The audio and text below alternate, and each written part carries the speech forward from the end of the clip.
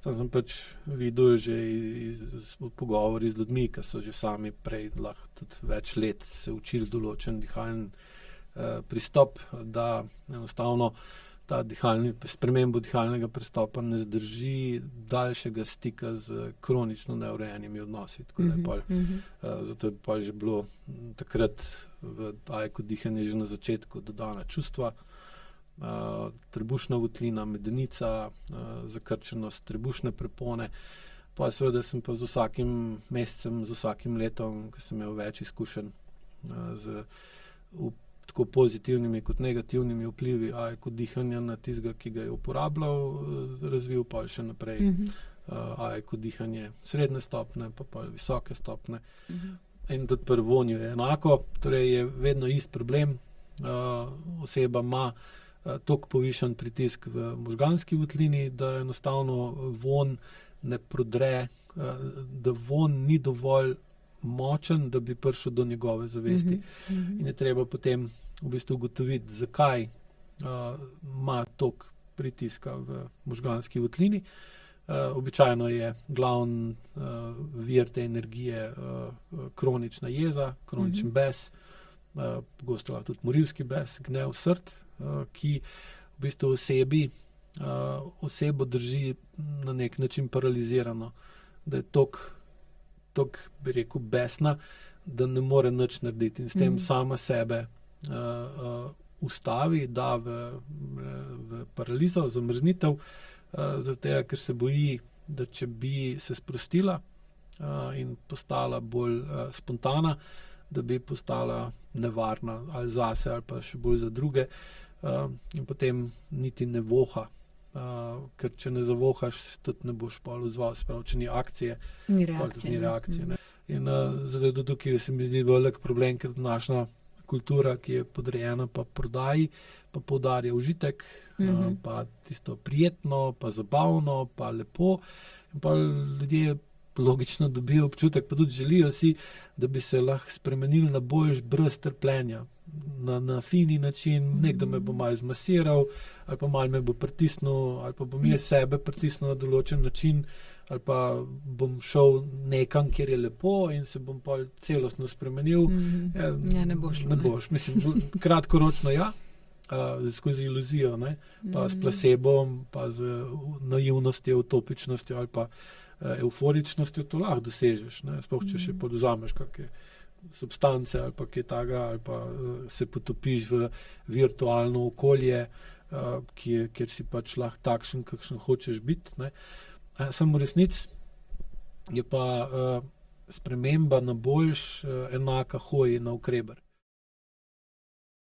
Lepo pozdravljeni in dobrodošli v novi epizodi AEK podcasta. Moje ime je Nina Smole in danes bomo govorili o vsebini, temi, ki je za marsikoga vsakdanja in se je sploh ne zavedamo. In to je dihanje. Z mano je Aleš Ernst, ki je avtor AEK metode in je ustvaril tudi AEK dihanje in danes bomo imeli priložnost, da izvemo več o tem. Aleš, živjo. Zdravo. Kako si? Fino. Odlično. Take podcaste vedno rad snemam.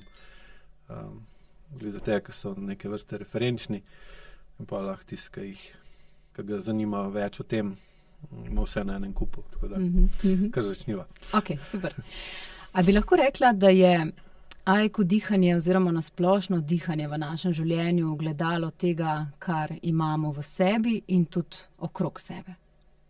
Ja, predvsem bolj to vse, kar bom razlagal, je iz AEK dihanja ali pa iz perspektive AEK dihanja in logike, ki jo AEK dihanje ima. Seveda zdaj, pač že samo ime AEK dihanje pomeni, da je to AEK pristop, ki je pa tukaj bolj ozko usmerjen samo v proces dihanja. Proces dihanja je pa dejansko spreminjanje pritiska. Zdaj, če je v telesu nižji tlak, ali pa recimo v prsnem košu, ali pa še bolj točno v pljučih nižji tlak kot zunaj, gre zrak lahko noter, rečemo, da je vdih. Če pa pritisk v pljučih, prsnem košu ali pa v trupu višji kot zunaj, gre pa zrak ven, seveda ni nujno, da gre ven, ampak ga spustimo, gre ven in rečemo, da imamo izdih. Torej je dejansko že z tega vidika, če pogledamo, je dihanje najmočneje odvisno od pritiska v okolici, zato je tudi v bistvu pri AIQ dihanju ključ do trajne spremembe in izboljšanje dihanja, trajna sprememba in izboljšanje odnosov v okolici, ki zmanjšajo povprečen pritisk okolice na osebo, ki diha. In seveda bolj, ko je ta pritisk nizek v okolju, ali pa rečemo bolj, ko je okolje sproščeno, manj, ko je toksično, manj, ko je traumatizirano, ali pa manj, ko je kriz pa stresa, lažje dihamo. Kako pa bi nekomu, ki še ni slišal za AIQ dihanje, na kratko obrazložil, kaj je AIQ dihanje in kako je sploh nastalo?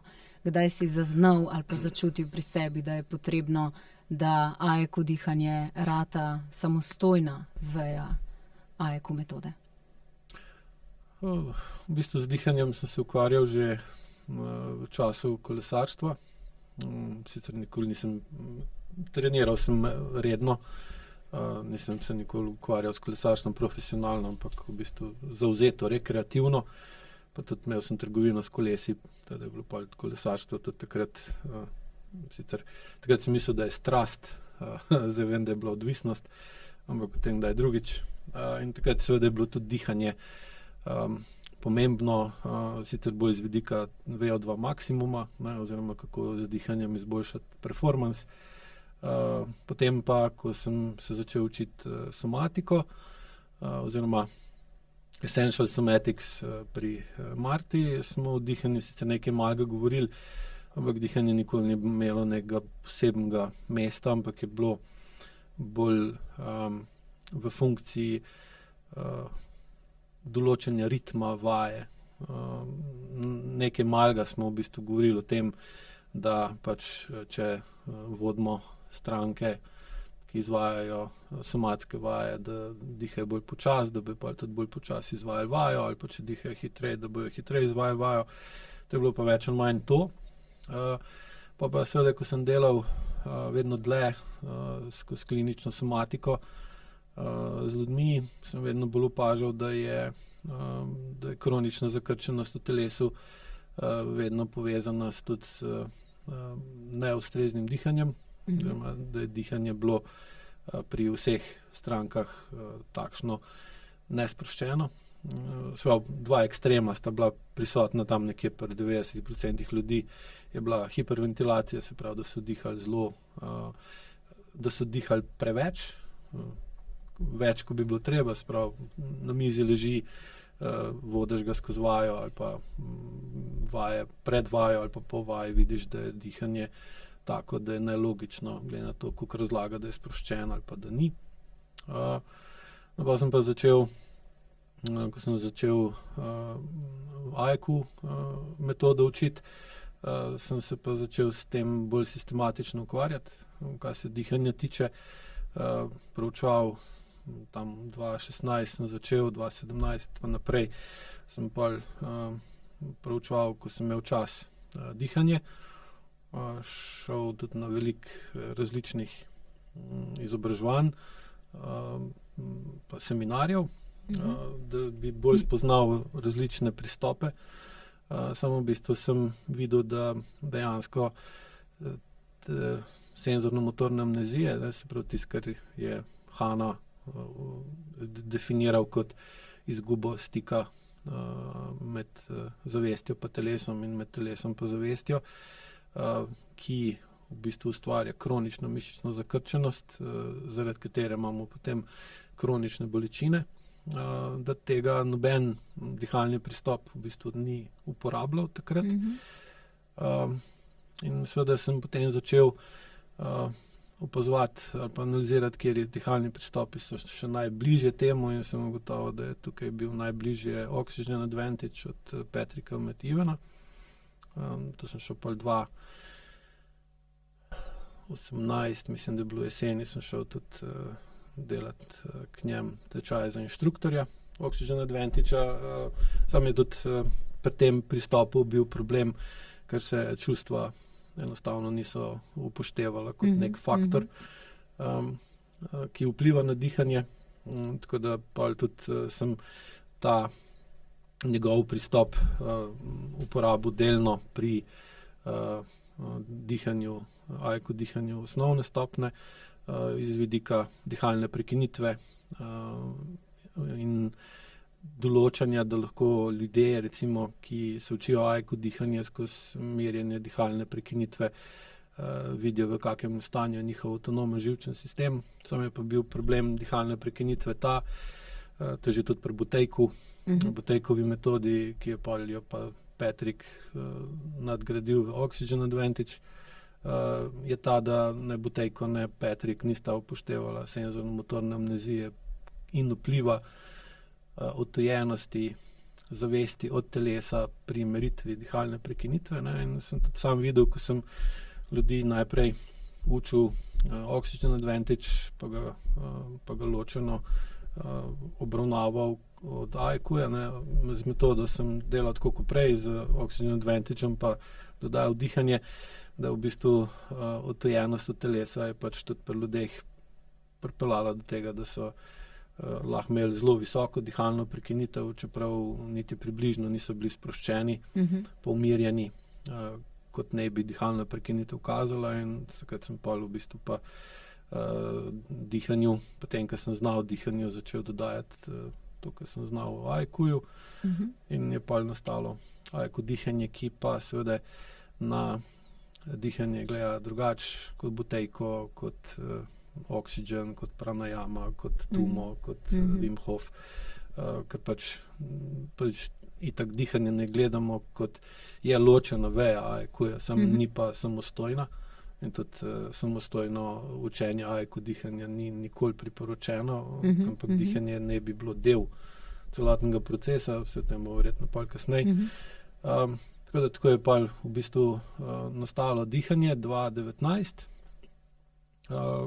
kjer sem dihanje združil z AEQ vajam in pol zmanjševanje senzorno-motorne amnezije združil z spremembo dihalnega ritma.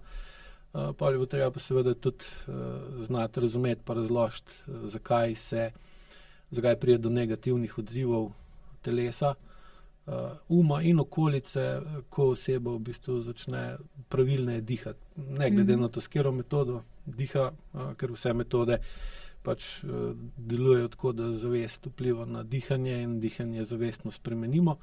In pol upamo, da bo ta zavestna sprememba dihanja med dihalnimi praksami ostala še naprej. Sem pač videl že iz pogovori z ljudmi, ki so že sami prej lahko tudi več let se učili določen dihalni pristop, da enostavno ta spremembo dihalnega pristopa ne zdrži daljšega stika z kronično neurejenimi odnosi. Tako da je pol, zato je pa že bilo takrat v AEQ dihanje že na začetku dodana čustva, trebušna votlina, medenica, zakrčenost trebušne prepone. Pa seveda sem pa z vsakim mesecem, z vsakim letom, ko sem imel več izkušenj z tako pozitivnimi kot negativnimi vplivi AEQ dihanja na tistega, ki ga je uporabljal, razvil pa še naprej AEQ dihanje srednje stopne, pa visoke stopne. Tako da je zdaj AEQ dihanje to, kar se zdaj učim, AEQ dihanje 2.0, to je že nekaj čist druga kot tisto, kar je bilo 2019, na kar sem v bistvu tudi ponosen. Sam je pa, osnova je pa še vedno ista. Če ne moramo z svojim vedenjem vplivati na okolico, ne moramo vplivati pa se odzivati na pritisk, ki ga okolica ustvarja na nas, ali pa mi na okolico, ne moramo doseči trajne spremembe dihanja in dihamo pač, to, ko sem prej rekel, 90% ljudi hiperventilira, 10% je pa tisti, ki so še že toliko hiperventilirali, da so parasimpatično dominantni in so že recimo v depresiji, izgorelosti, kronične utrujenosti, tisti pa dihajo čisto tiho, mirno ali pa premirno, ko miške oziroma niti ne morejo dihati bolj jezno ali pa agresivno, tudi če bi bilo treba. In prej, ko si omenil, da gre AEQ dihanje lahko na osnovni, srednji, višji, pa potem visoki stopnji, česa je manj ali pa česa je več pri teh stopnjah, ko govorimo o AEQ dihanju? Kakšna je nadgradnja odnosov? Prav, na osnovni stopni so odnosi še najmanj obravnavani, oziroma se tudi v šolanju AEQ učiteljev ali pa učiteljev AEQ dihanja so na osnovni stopni se učijo bolj osnove dihanja, na kakšen način oseba diha, kakšna je funkcija primarnih, sekundarnih dihalnih mišic, kako senzorno-motorna amnezija in kronična zakrčenost vpliva na dihalne mišice, kako se na šolanju za metodo učijo na ostale, ne, noge, roke in ostalo. Pri dihanju se pa vrtimo okrog dihalnih mišic, ki so pa seveda spet neločljivo povezane z ostalimi. In tukaj v bistvu začnejo spoznavati osnove posledic potlačitve čustev ali občutkov, vplivov vedenja, vplivov okolja na nas ali pa nas na okolje, ampak tukaj se ne gre še v globine, ker na začetku je namen, da se pač nauči, kakšna je funkcija ogljikovega dioksida, kakšna je funkcija kisika in zakaj v bistvu sploh pride, to je v bistvu največji poudarek na začetku, na osnovni stopni, zakaj sploh pride do tega, da dojenček, ki v povprečju diha prav, ker ne more narobe, ker če ne se zaduši, sprav, dojenček more dihati s trebušno prepono primarno in drugih dihalnih mišic tam relativno malo uporablja, zakaj pol se v toliko velikem odstotku, po moje čez 90% otrok po izkušnjah, ki jih imam tam že pri 3., 4. letu starosti diha v neskladju z dihalnim sistemom. Zakaj se v bistvu to zgodi? Seveda so tukaj omenjena tudi čustva, odnosi, vpliv staršev na otroka in tega pač, da če hočeš biti čustveno pasiven, oziroma če hočeš ali pa če moreš v bistvu izgubiti spontanost pa avtentičnost vedenja, ker okolica tvoje spontanosti pa avtentičnosti kot otroka, tukaj imamo tisto zgodbo Cesarjeva nova oblačila, ne, pač, ki otrok pove to, kar vidi, in pri odraslih zelo velikrat nam ne paše na nobenem nivoju, da otrok pokaže ali pa pove v narekovajih to, kar vidi, in seveda pa na otroka zavestno ali pa podzavestno odreagiramo odklonilno. Otrok to dojame kot izgubo stika, izgubo ljubeče povezave, ker je za otroka sploh majhnega smrtno nevarno. Saj on to tako dojema takrat in seveda potem najhitrejši način, da potlačiš ali popačiš čustven vpliv na okolje, je, da potlačiš ali popačiš dihanje, pa seveda te zategne, tlak v trebušni votlini se dvigne, trebušna prepona se ne more pa več premikati tako, kot bi se morala, in pa začneš vedno bolj dihati z zgornjim delom telesa in pa v bistvu s tem učinkovito in zelo hitro odrežeš ta spodnji del sebe, ta nagonski, refleksni, živalski, iracionalni del, noge odrežeš od glave, telo, trup, stopala odrežeš od glave in tla odrežeš od glave in s tem v bistvu se lahko sprijazneš ali pa sprejmeš, da tvoja starša se odzivata na tvoje vedenje nenaravno, čeprav seveda sta ona dva že iz svojega otroštva tako navajena in ta del je sicer še najmanj poudarjen na začetku, na osnovni stopni šolanja, potem pa že na srednji stopni se pa začne iti v globine, kako medsebojni odnosi vplivajo na dihanje.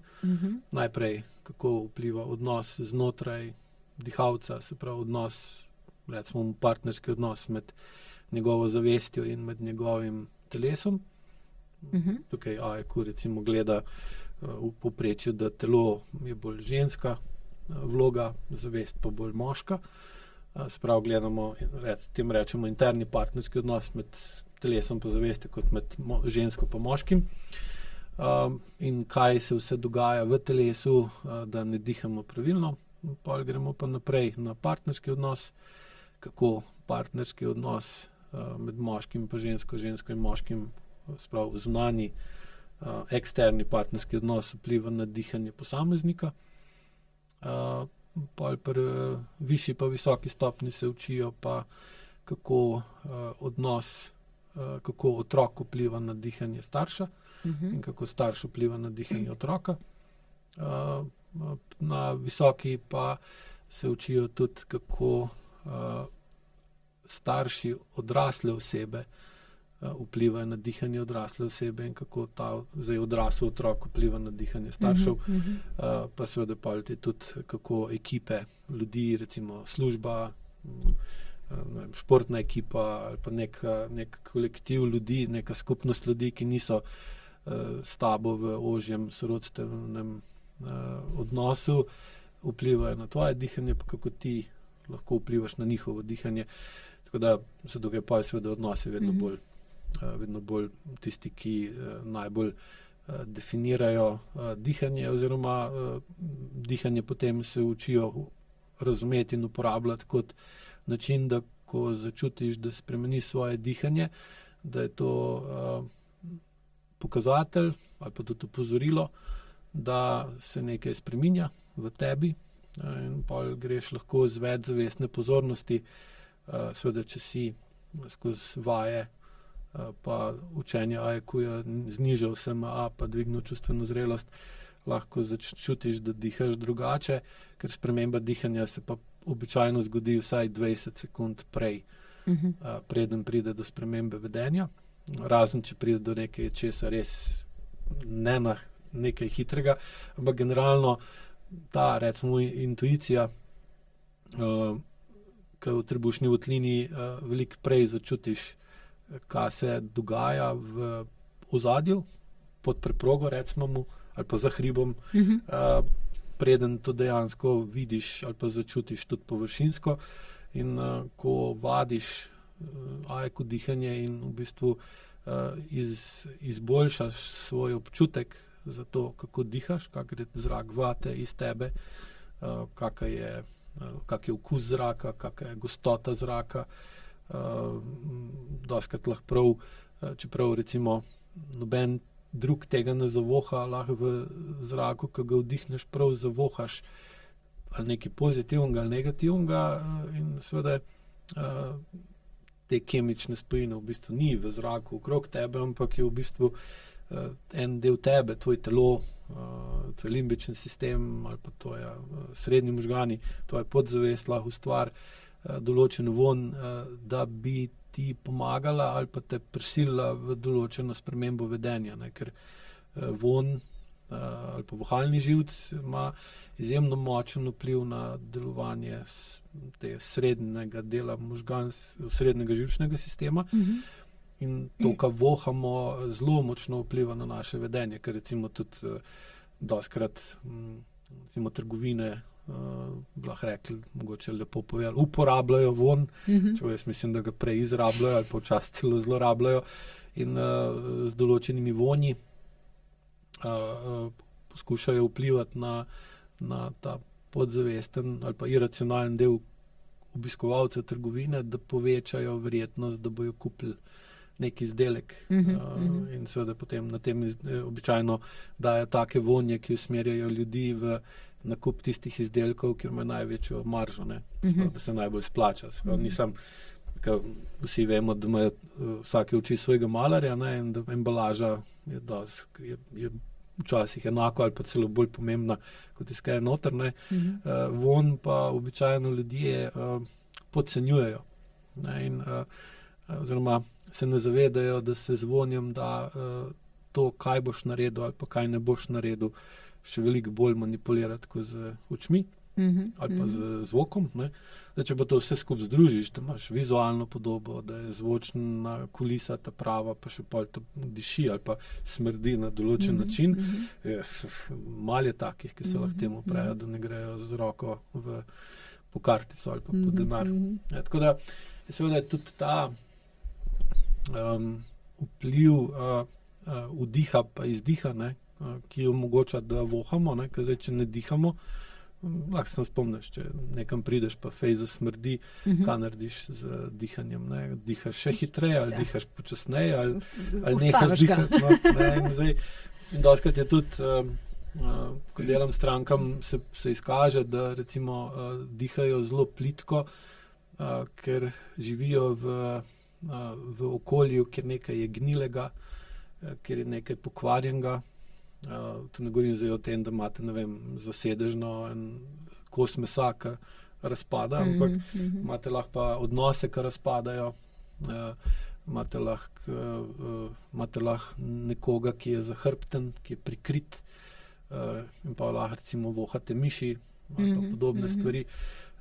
In to vse vam skozi nos in von vpliva na vaše dihanje. In zdaj, če recimo živiš v takem okolju, kjer nekaj smrdi, ne, pa ne moreš vplivati, ne, ker če bi rekla, ali to, kar smrdi, te moti, ovira ali omejuje, lahko tudi mogoče ogroža, dobiva jasno odgovor, da ja. No, in pa avtomatsko po ekologiki bi moral ta smrad v tebi, ne glede to, ali dejansko smrdi v prostoru, ali tebi sam smrdi.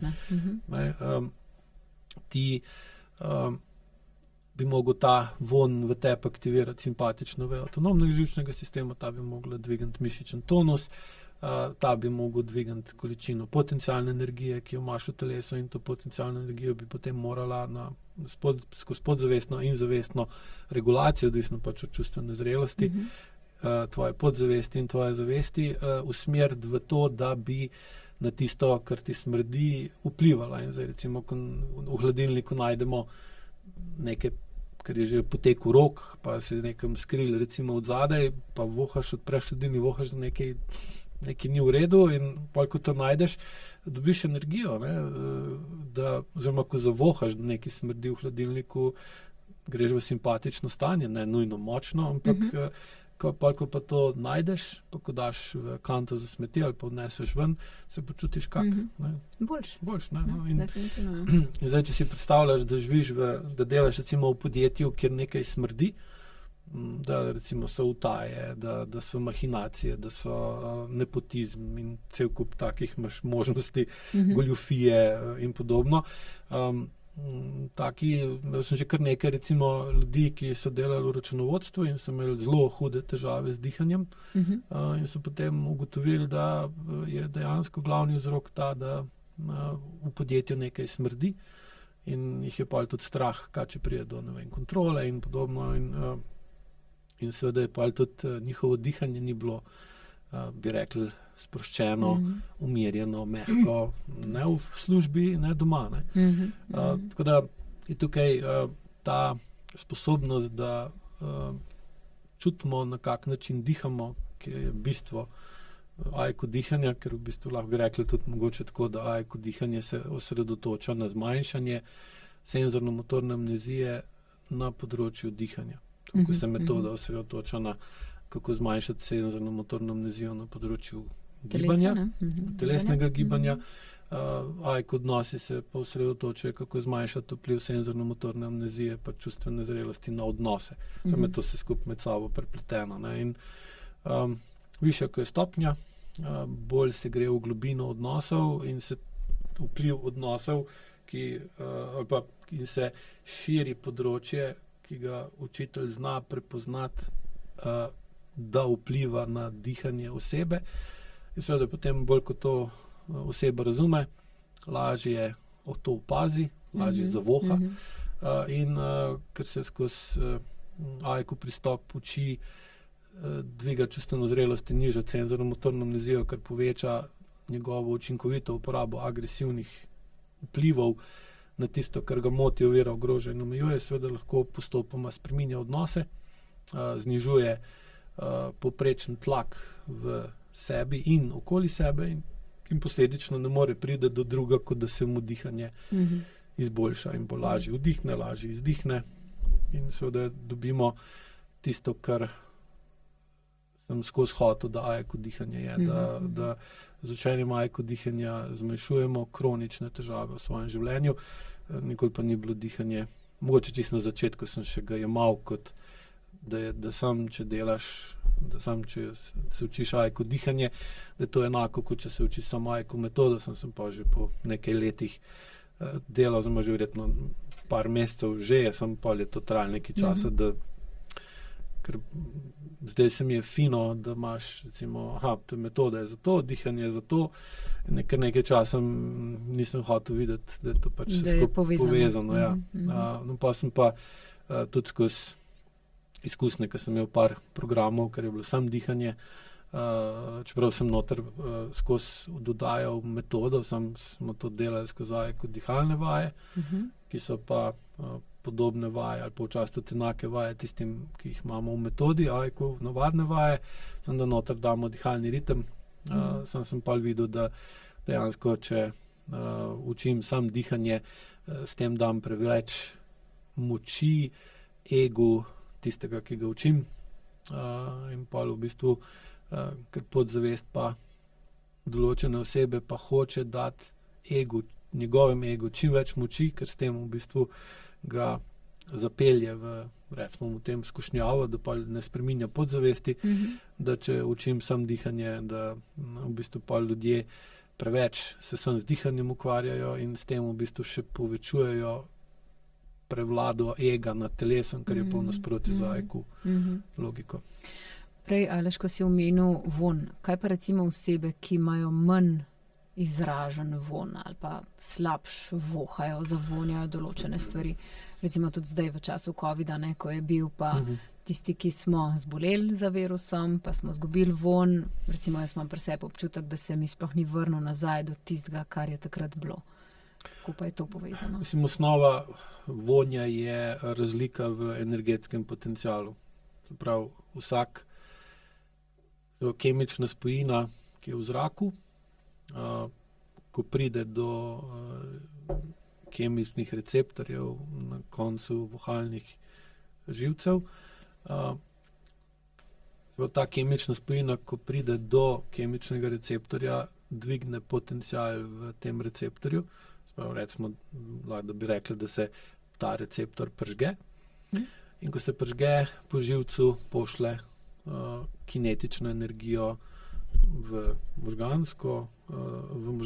v možgansko votlino in se seveda zaradi tega dvigne potencialna energija v določenem delu možganov, ki pa potem sproži prenos živčnih signalov v obliki kinetičnega gibanja iz določenega dela možganov, kjer se izvaja vohanje, v druge dele možgana in potem zavohamo nekaj. Zdaj, in če je ta signal dovolj močen, se zavedamo, da nekaj vohamo, ali pozitivno ali negativno, tukaj ni pomembno, čeprav imamo povečano občutljivost na recimo vonje, ki so entropični, tisti, ki nam lahko škodujejo, seveda in malo zmanjšano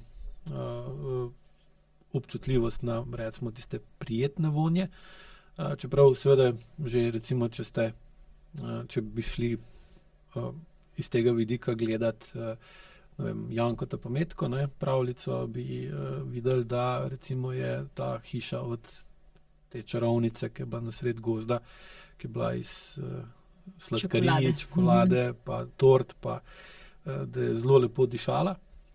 Noter je pa seveda bilo pa entropično, tako da je tudi v naravi in tudi nasplošno pri ljudeh ta manipulativnost, pa prikritost, pa zavajanje pogosto narejeno tako, da najprej lepo diši, da te zavede, potem pa te ujame, noter je pa slabo. Tako da, ampak, če se vrnemo na von, zakaj sem to razlagal, je,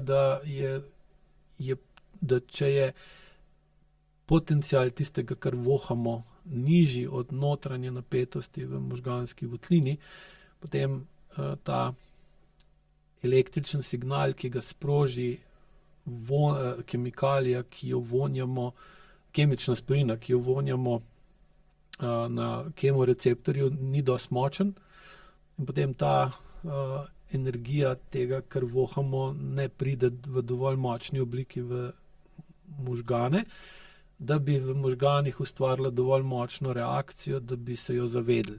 Pa v bistvu ne zavohamo nečesa, kar nekdo drug voha. Tako da pri tistih, s katerimi sem delal na tem področju, je podobno z okusom, samo okus je pač iz jezika v en del možganov, von pa skozi nos v drug del možganov, ampak princip je popolnoma enak in vedno je problem kronično povišanega pritiska v možganski votlini, kronično povišane aktivacije možganov, kar pomeni, da je v možganih višji pritisk na ven, kot je lahko vpliv kemične spojine, ki jo vohamo na noter. In potem je pač tako kot, recimo predstavljaj si, ta bo dober primer, če imaš v stanovanju tišino, pa zunaj nekdo kosi, boš to slišala.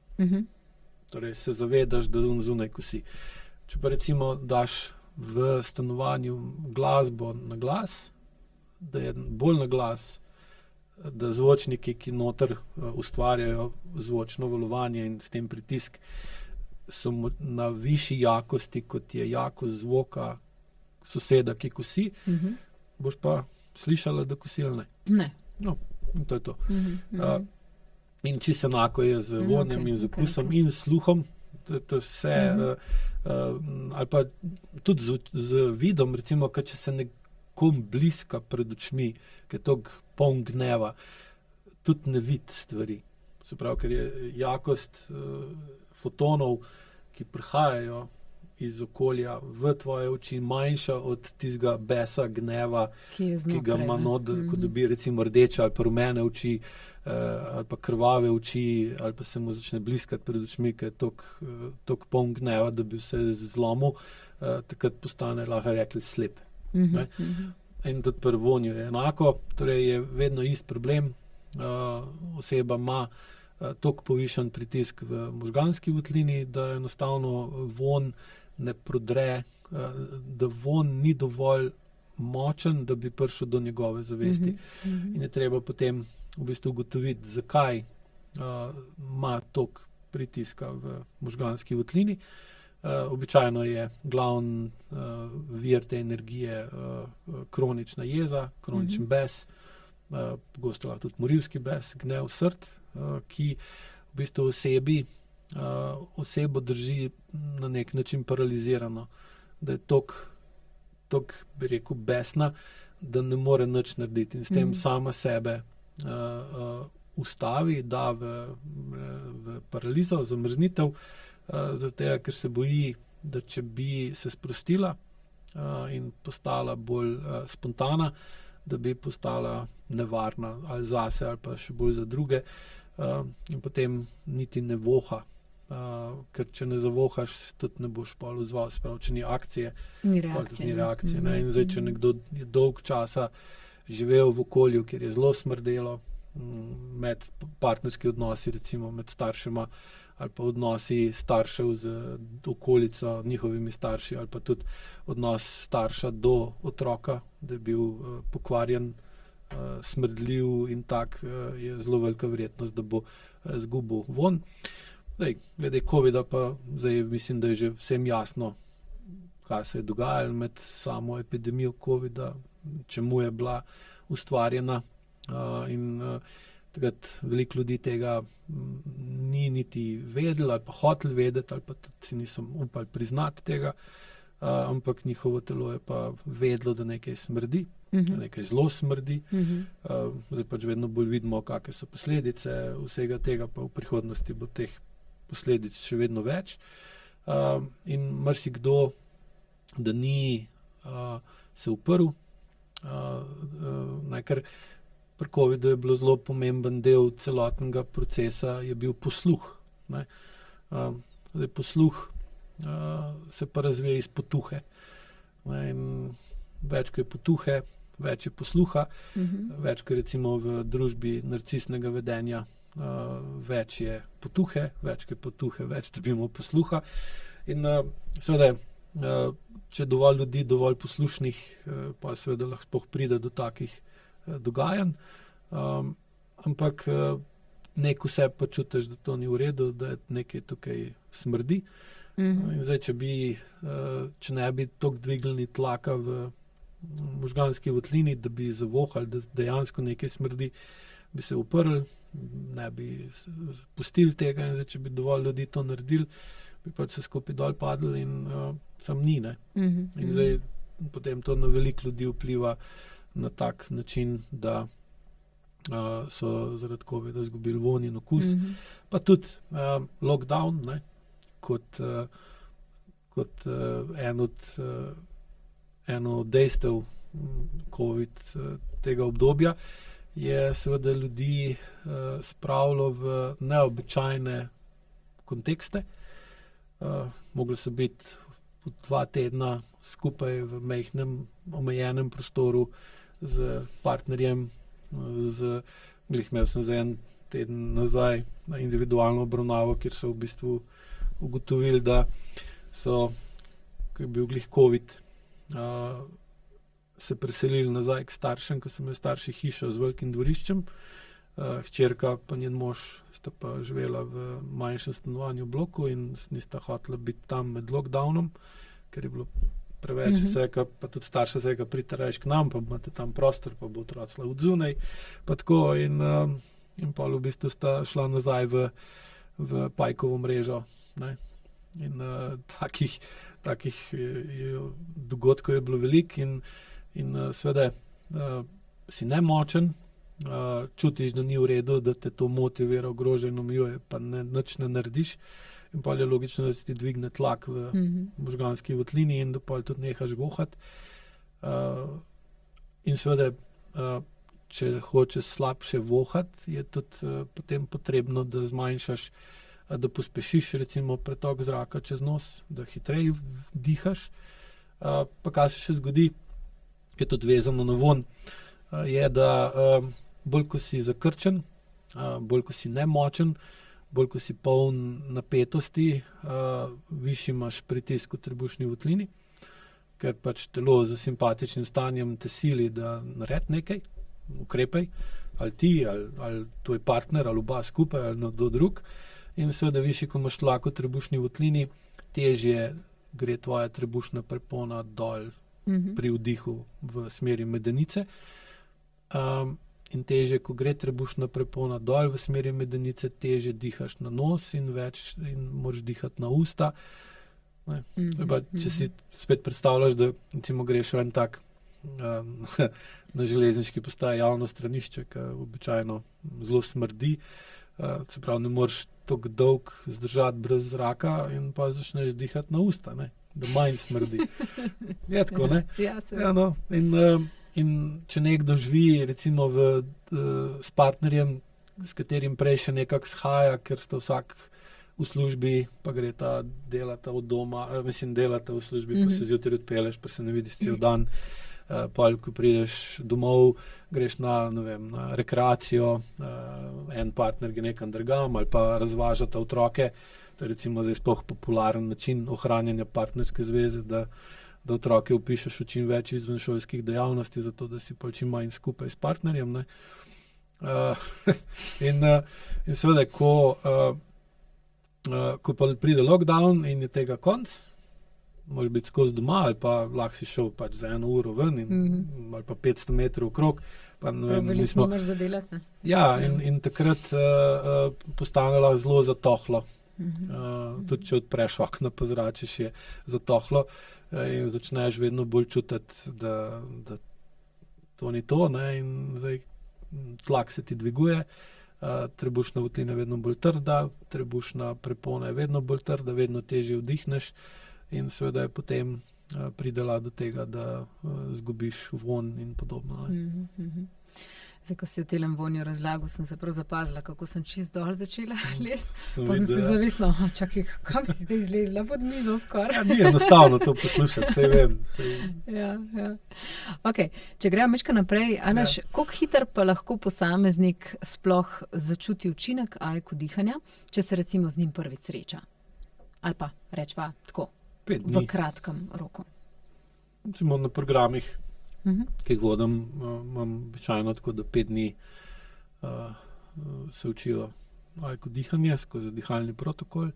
Pač tudi izberem tistega, ker imam 10 različnih dihalnih protokolov, odvisno od tega, kaj hočem, da udeleženci programa dodatno začutijo, in pa ta protokol kombiniram z tematiko programa.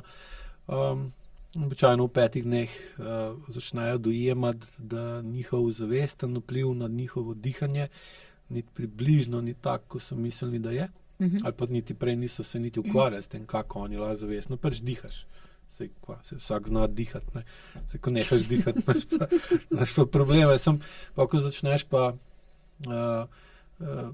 dihati malo drugače, ne, tako ko pač vodim, pa zraven dodaš še, ker pri AEQ dihanje je zelo pomembno kombinirati razlago z dihalno prakso, ne. Niti približno ni to sam, daj mi dihalni protokol, povej, koliko naj diham, 5-2, 10-2, 5-2, 11-2, to je to je AEQ, ne, to je samo en delček AEQ dihanja, ker v bistvu je razlaga, da začneš razumeti notranji odnos, zunanji odnos, pritiske, koliko imaš CO2 v krvi, pa zakaj nižje, ko imaš čustveno zrelost, nižje imaš CO2 v krvi, višje, ko imaš čustveno zrelost, višje imaš CO2 v krvi, pa kak recimo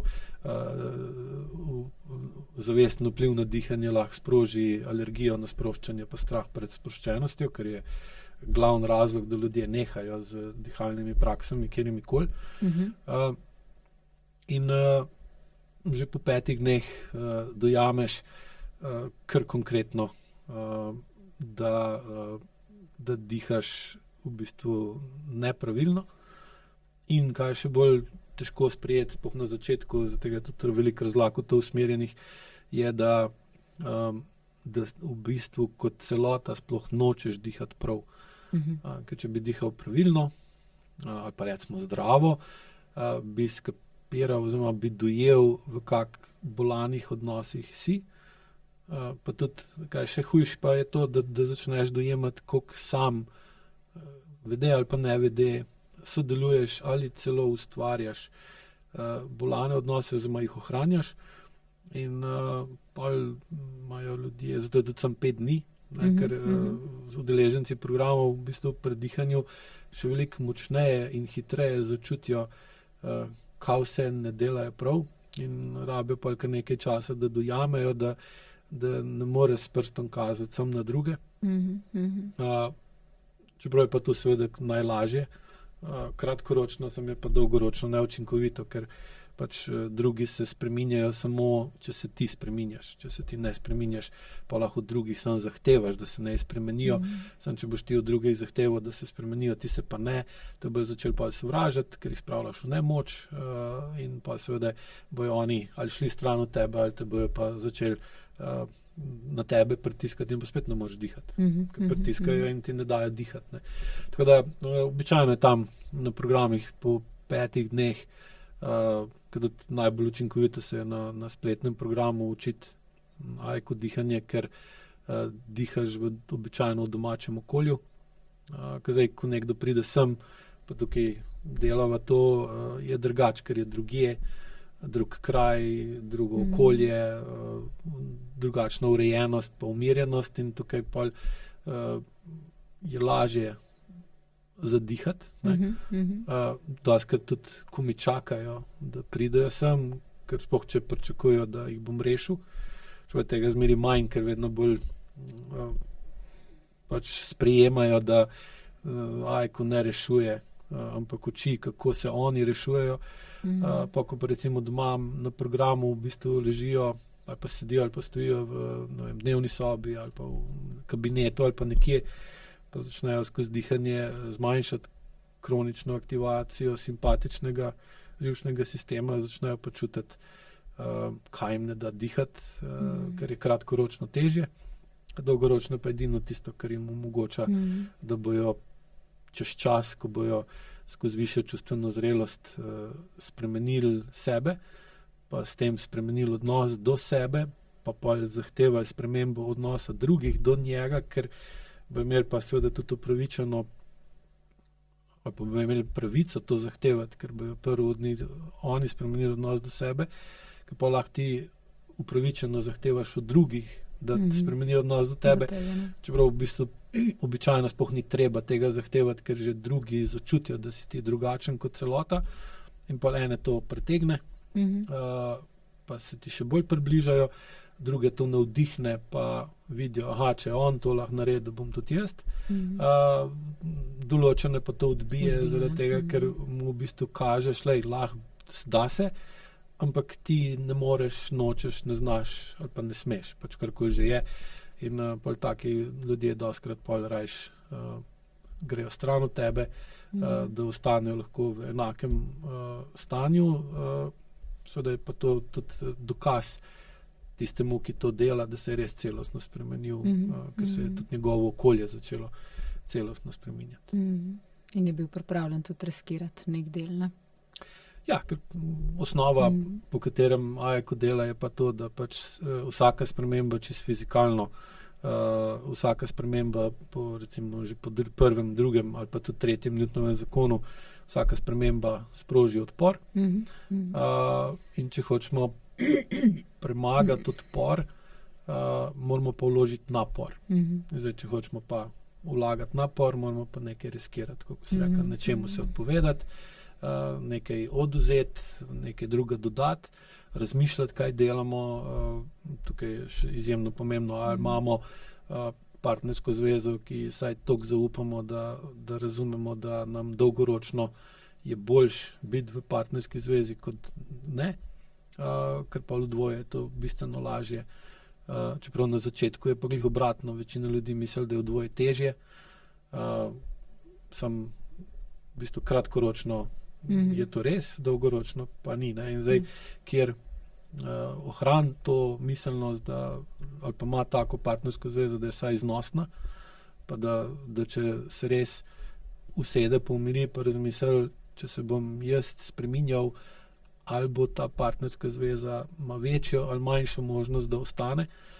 In če dobi odgovor, da ima večjo, pa je to iz AEKO vidika smiselno ohraniti in potem začeti pri sebe spreminjati, ker pa bo tudi partner videl, da ni samo besede, pa da ni, da od njega zahtevate, da se spremeni sami, da se vam ni treba, ker to je pa pokvarjeno ali pa dvolično. Ko pa skozi sebe spreminjaš sebe kot celota, pa v bistvu na ta način pritisneš tudi na okolico, da se tudi ona začne spreminjati in tudi slišijo, vidijo, da drugače dihaš. Ker zdaj bolj, ko znaš vplivati na tisto, kar te moti, ovira, ogroža ali omejuje, bolj si pokončen, manj imaš kroničnega strahu pred jutrišnjim dnem v sebi in pa se ti seveda tudi trebušna vetlina zmehča, pa se trebušna prepona premakne, gre globje v trebušno votlino in večkrat diha skozi nos, CO2 se ti dvigne v telesu in si bolj kisu in potem lahko svojo kislino vplivaš na tisto, kar te moti, ovira, ogroža, omejuje, da tisto razgradiš, da razpade, da razkrojiš in pustiš v preteklosti in imaš v prihodnosti vedno več sintropije, pa vedno manj entropije in pa nisi več odvisen od sluzastih odnosov, hinavščine, dvoličnosti, preračunljivosti, ker to je pa drug ekstrem, ne?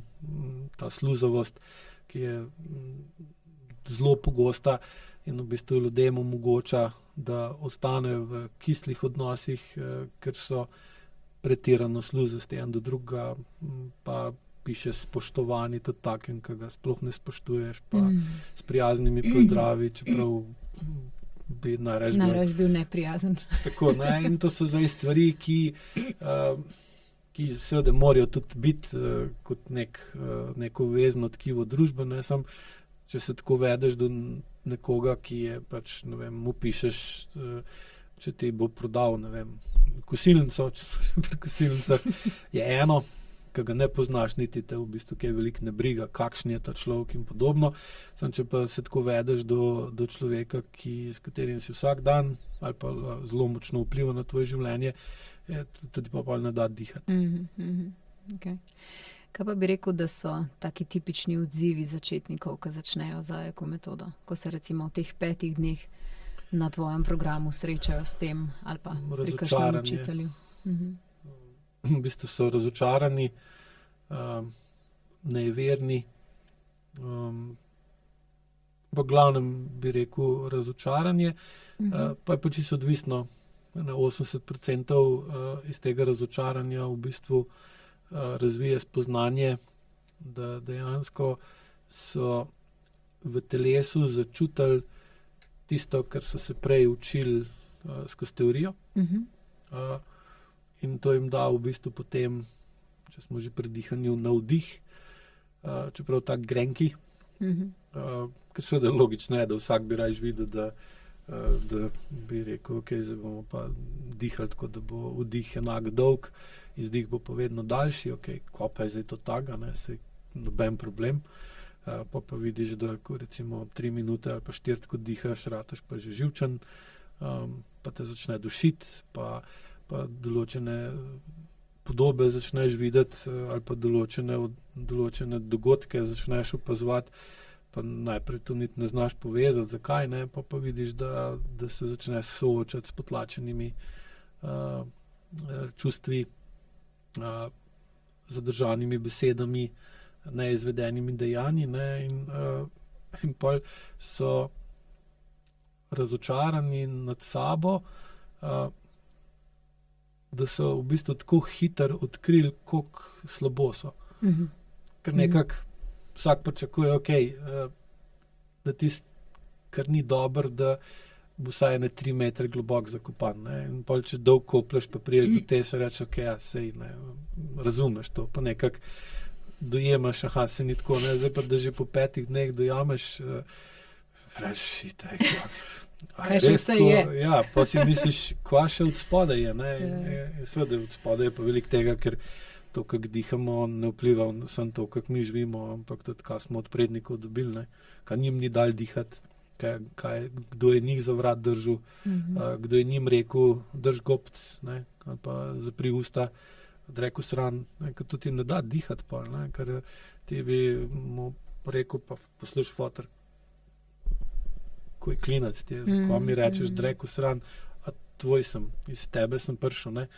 Ampak ne smeš, ne, ker če bi to zino, bi dobil po ustih ali pa še kaj hujšega in pa zapreš usta, nehaš dihati, dihanje ustaviš in se začne razvijati senzorno-motorna amnezija v respiratornem sistemu, ki se pa potem pride pa sem pri 40 za spalno apnejo, smrčanjem, astmo, bronhitisom, paradontozo, gronolomi, vnetimi sinusi, vnetimi očmi, rdečim nosom, pekočico na jeziku, dušenjem, občutkom, da leži na hrbtu, ko dela dihalni lok hrbta, pa reče, imam tako občutko, da mi nekdo sedi na prsnem košu.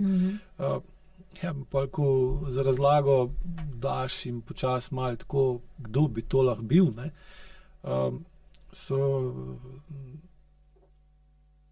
na 80% iz tega dobi navdih, da dejansko se da to spremeniti, pa izboljšati, na 20% pa v bistvu jih obupa prehiter. Sicer jih je tudi za razumeti, zakaj, ker lahko običajno živijo v tako težkih okoliščinah, na katere so se tako adaptirali skozi življenje, da je enostavno prehud šok, ne, in take pa običajno napotim do učiteljev AEKO metode osnovne stopnje, da začnejo počasi, da začnejo čisto z osnovam, zato da lahko to Pandorino skrinjico, svojo Pandorino skrinjico odprejo z lahkega, ne, čeprav pri takih ljudeh pri takih ljudeh je glih največji problem ta, da se jim mudi, tudi upravičeno se jim mudi, ker so že lahko toliko dolg v tem, pa toliko močno, pa toliko stvari imajo za popraviti, da jim zmanjkuje časa in pol grejo v prehitro reakcijo, hočejo prehiter preveč, in pa se pa grejo pa v zamrznitev in v bistvu ne morejo naprej, ker pa še več časa zgubijo dolgoročno gledano. Kakšne spremembe pa opaziš pri posameznikih, ki pa na redni bazi izvajajo AEKO dihanje? Dvig čustvene zrelosti, čist poenostavljeno povedano. Seveda je zdaj tukaj to, da ne izvaja samo AEQ dihanje. Jaz običajno svetujem razmerje tam 70% AEQ metode, pa 30 dihanja, mogoče 60-40 je še okej, nekaj časa. Ker je treba vedno gledati na to, da, ker kaj sem opazil je, dostikrat, da so ljudje se zelo osredotočili na AEQ dihanje in so tem posvečali tudi 1 uro na dan. Podobno recimo, ko imaš pri ostalih ali pa dosti ostalih praksah, ker je to nekako normalno. In so pa seveda skozi povečan zavesten vpliv na dihanje začeli tudi čutiti razlike in rezultate izboljševati na dihalnem področju, in pa so to kar projicirali, da zdaj boljš diham na zavestni ravni, torej sem boljši kot prej, in so to, da boljš dihajo, kar prenesli, da imajo višjo čustveno zrelost, kar pa nikakor ne paše skupaj, ker boljše dihanje omogoča, da izboljšaš čustveno uporabo čustev, sam ni pa to, da boljš dihaš dosti, da izboljšaš uporabo čustev. In pa sem običajno videl, da so poskušali dvigovati čustveno inteligenco, da so razumeli čustva, pa razumeli določene tipe oseb, pa določene tipe odnosov, in so, zdaj to bolj intelektualno razumem in diham boljš, torej sem bolj čustveno zrel. Odnose pa niso rihtali in so se v bistvu bežali v narekovajih v dihalno prakso ali pa v knjige, pa podcaste, pa seminarje take in drugačne. In pa so pa čez par mesecev dojeli, da odnos z določeno osebo ali pa določenimi osebami ni pa nič boljši, ker pač niso se na njega fokusirali. Da tisti, ki pa uporabljajo AEQ dihanje v skladu z navodili za uporabo, pa seveda prej začutijo, kaj vse na njihovo dihanje pozitivno in negativno vpliva. Seveda imaš ljudi, imaš kontekste, imaš obdobja, kjer lahko določena oseba na tebe vpliva tako, da ti olajša dihanje, te razbremeni, te pomiri. Sploh recimo pri ženskah je izjemno pomembno, da ima njihov moški dovolj močen, dovolj notranje moči, da lahko ohrani umirjen, avtonomen živčen sistem, ko ženska je v vznemirjenem stanju. Ali živčna, ali prestrašena, ali besna, ali ker ženske imajo veliko bolj hitrejša čustva, hitreje zanihajo kot moški. Njihov avtonomen živčen sistem hitreje zaniha kot moški in zdaj... Pa rečete, da imamo mood swinge, ne? Ja, se jih morate, ne. Če raz z vami nekaj ni v redu. Sem point pa ta, da mora pa moški avtonomen živčen sistem biti sposoben, da ohrani umirjeno stanje, tudi ko je ženski avtonomen sistem vznemirjen, in s tem pol moški svojo prisotnostjo, lahko tudi z dotikom, z besedo, z umirjenim glasom umiri ženski avtonomen živčen sistem in ženska spet začne normalno dihati.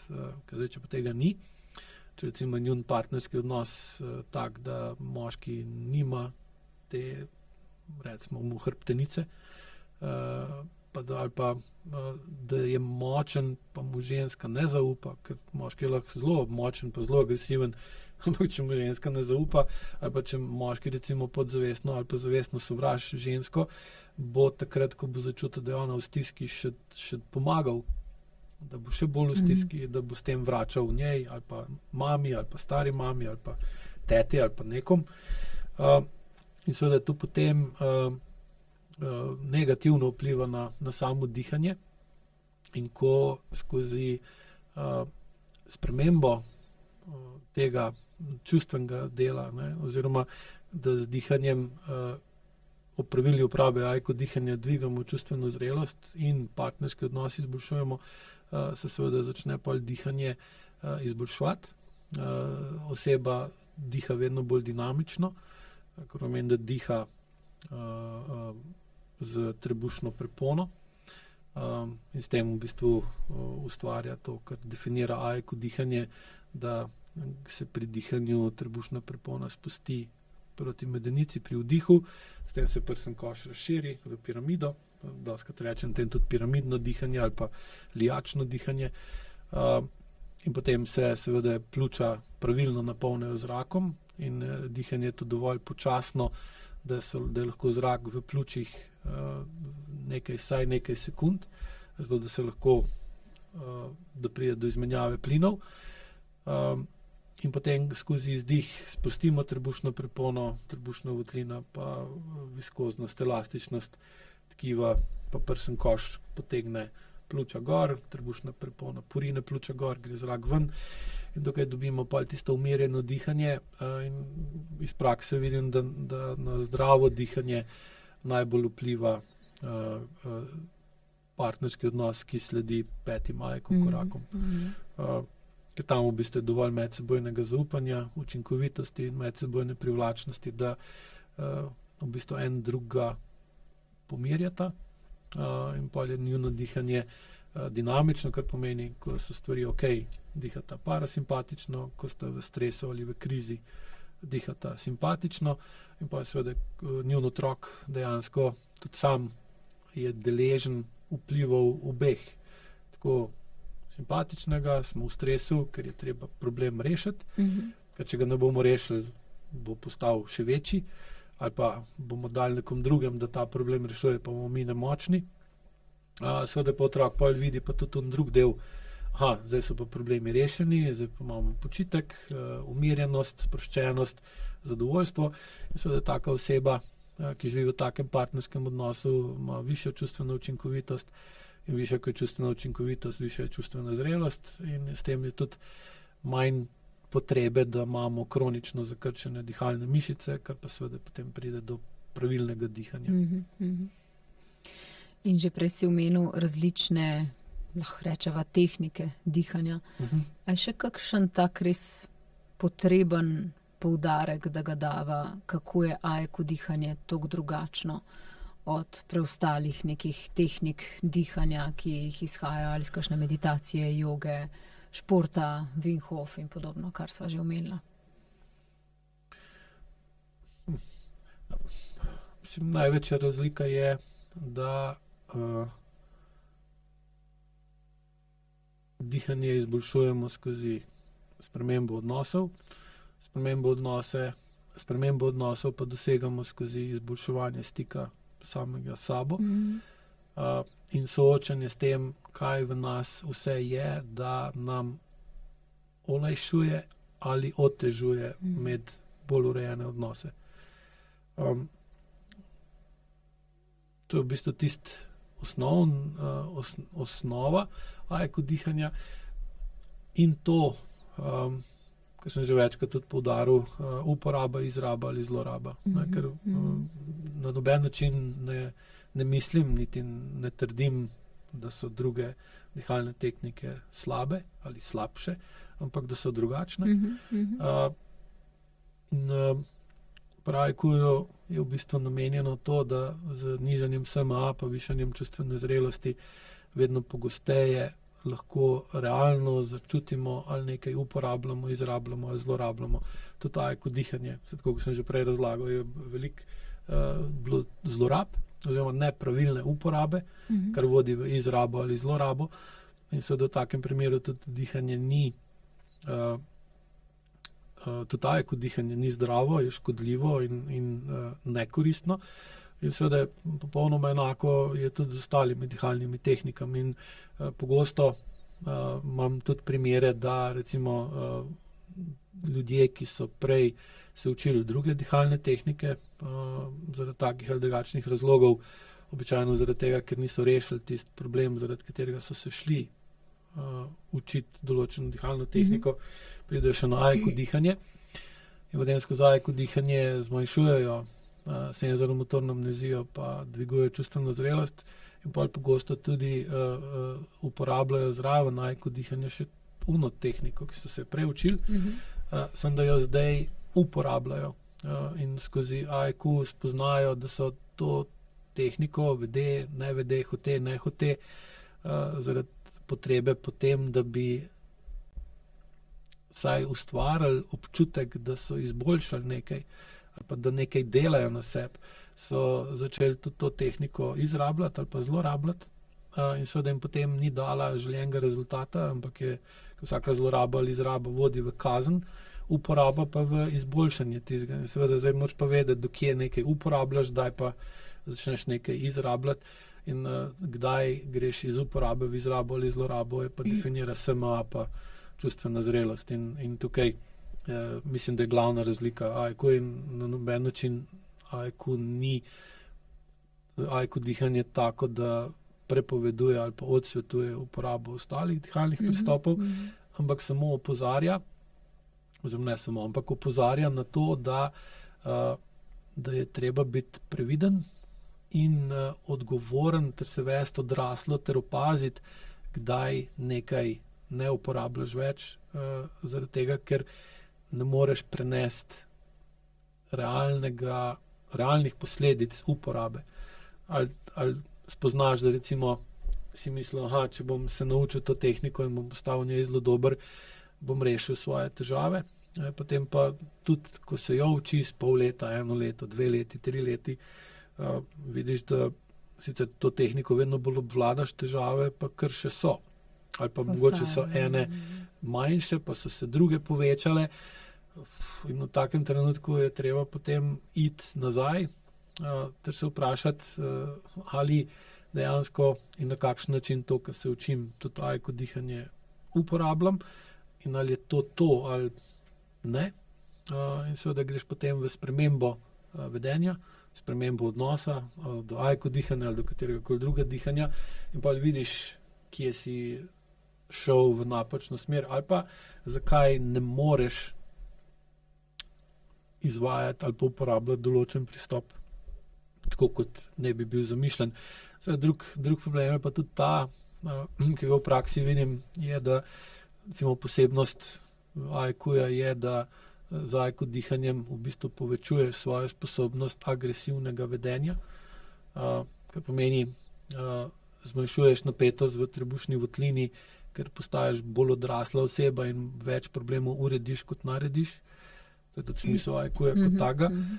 In pa se ti začne trebušna prepona pri vdihu premikati bolj globoko proti medenici, v smeri medenice.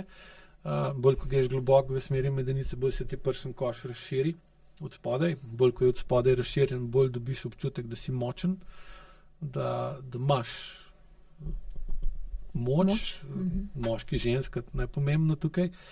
In potem si bolj stabilen, si postaješ bolj odločen, postaješ bolj zavesten, postaješ bolj samozavesten in je potem verjetnost, da boš sprejel potuho ali pa se odločil za posluh in da boš poslušal tudi nekoga, ki ne bi bilo dobro, da ga poslušaš, da si mu poslušen, vedno večja in seveda AIQ dihanje povečuje verjetnost, da boste v okoliščinah, ki vas motijo, ovirajo, ogrožajo ali omejujejo, odreagirali agresivno in vplivali po prvem ali pa po tretjem Newtonovem zakonu, da se to spremeni.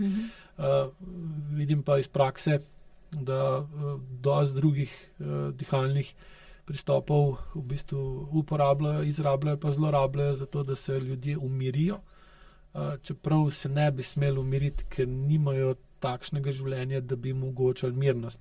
In bolj tako dihanje izrabljajo pa zlorabljajo kot neke vrste pomirjevalo, ali pa da še povečajo senzorno-motorno amnezijo med telesom pa med zavestjo, zato da tiska v telesu čutijo, pa v telesu imajo recimo tem bolane vplive od okolja, držijo s takim dihanjem stran od zavesti in ustvarjajo senzorno-motorno iluzijo, da so stvari ok, in potem seveda ne naredijo primernih ukrepov, ki so pa, če gledamo prej, sprememba odpor-napor, naporni, neprijetni, zahtevni in potem rajš čas vlagajo v piljenje ali pa trening določenega dihanja, zato da nimajo časa pa energije, da bi spremenili tisto, kar je v resnici narobe. To bi rekel, da je največja razlika, da loči AIQ od ostalih dihalnih pristopov. Torej lahko rečeva, da z AIQ dihanjem, če ga na redni bazi izvajamo, pridemo tudi do tega, da se spremeni struktura, da se spremeni prsni koš, trebuh, tudi recimo, verjetno je vpliv tudi na našo držo. Ja. Na glas mogoče tudi. Mogoče ne toliko na glas kot barvo glasu, ampak kot vpliv glasu. Ker bolj ko lahko s trebušno, se tudi pevci to vejo, ne, če ne more dihati s trebušno prepono, pol je njegov glas tak, nima moči. Ne. In čisto enako je tudi pri vseh ostalih ljudeh in če nisi imel moči vpliva na okolje, še posebej, ko si otrok, če tvoj glas ni imel prave posledice na starša, potem si mogel se privaditi na to, da nimaš vpliva, da nisi toliko pomemben ali pa da si nepomemben.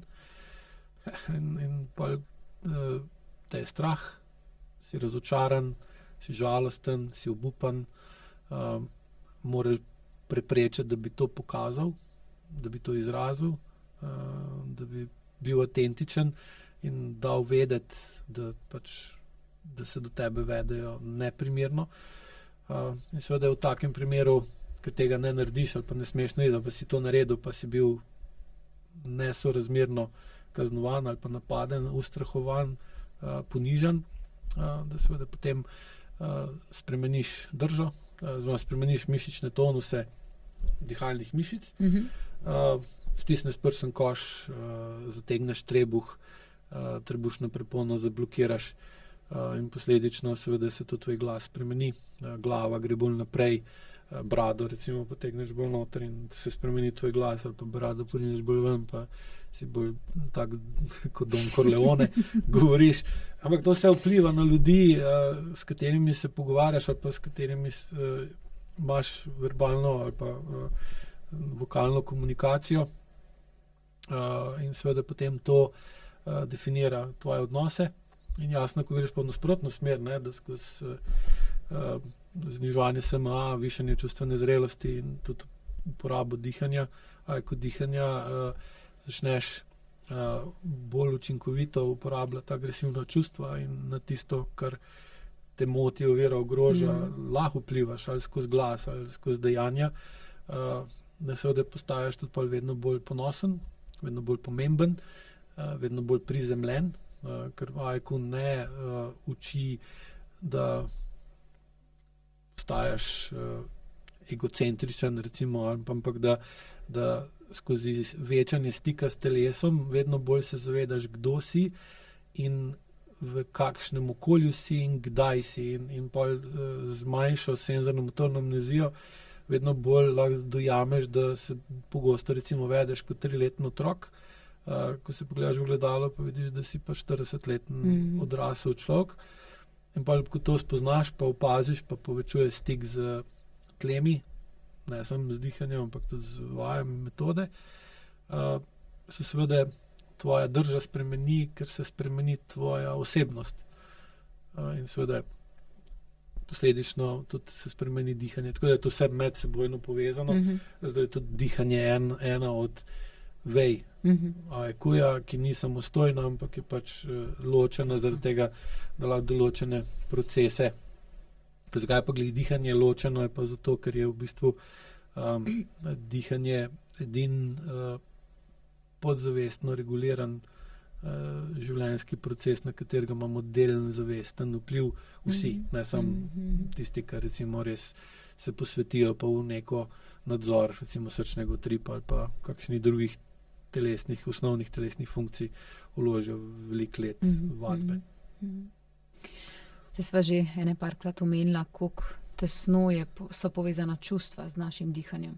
Pa če greva majčkeno bolj v čustva, zakaj je pravzaprav toliko pomembno, da mi čustva čutimo v telesu, ne pa samo v naši glavi, v naših mislih? Ker so v telesu.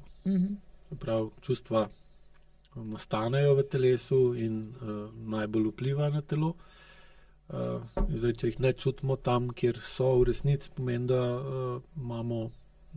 da smo v iluziji, pa da imamo popačeno zaznavanje sebe.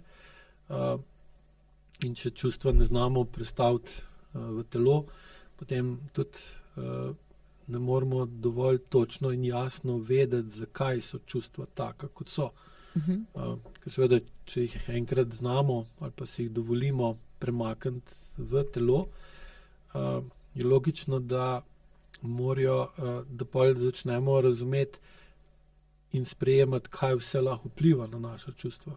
Od prehrane do tega, koliko smo oblečeni, kako se držimo, kako sedimo,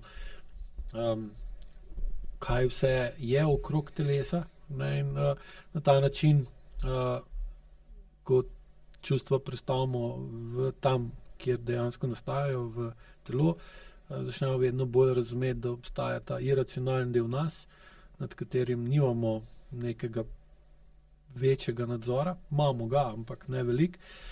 In bolj, ko ga razumemo, in bolj, ko sprejmemo, da imamo v tem iracionalnem delu tudi negativne lastnosti, sprav sence, po Jungovo, bolj v bistvu lahko sprejmemo, da imamo tudi te slabe dele in potem lažje prepoznamo, kdaj ta senčni del nas vpliva na nas, tudi na našo zavest in na okolico, in pa lažje sprejmemo, da imamo tudi mi, čeprav jih nočemo, ali pa smo prepričani, da njih nimamo, ali pa ne, jaz tega ne bi nikoli naredil, da vsak je krval pod kožo in bolj kot dojame, da ima v telesu čustva, bolj dojame tudi, da ima negativna čustva v svojem telesu, da je zavisten, da je hudoben, da je zloben, da je privoščljiv, da je ljubosumen, da je obsojajoč in podobno.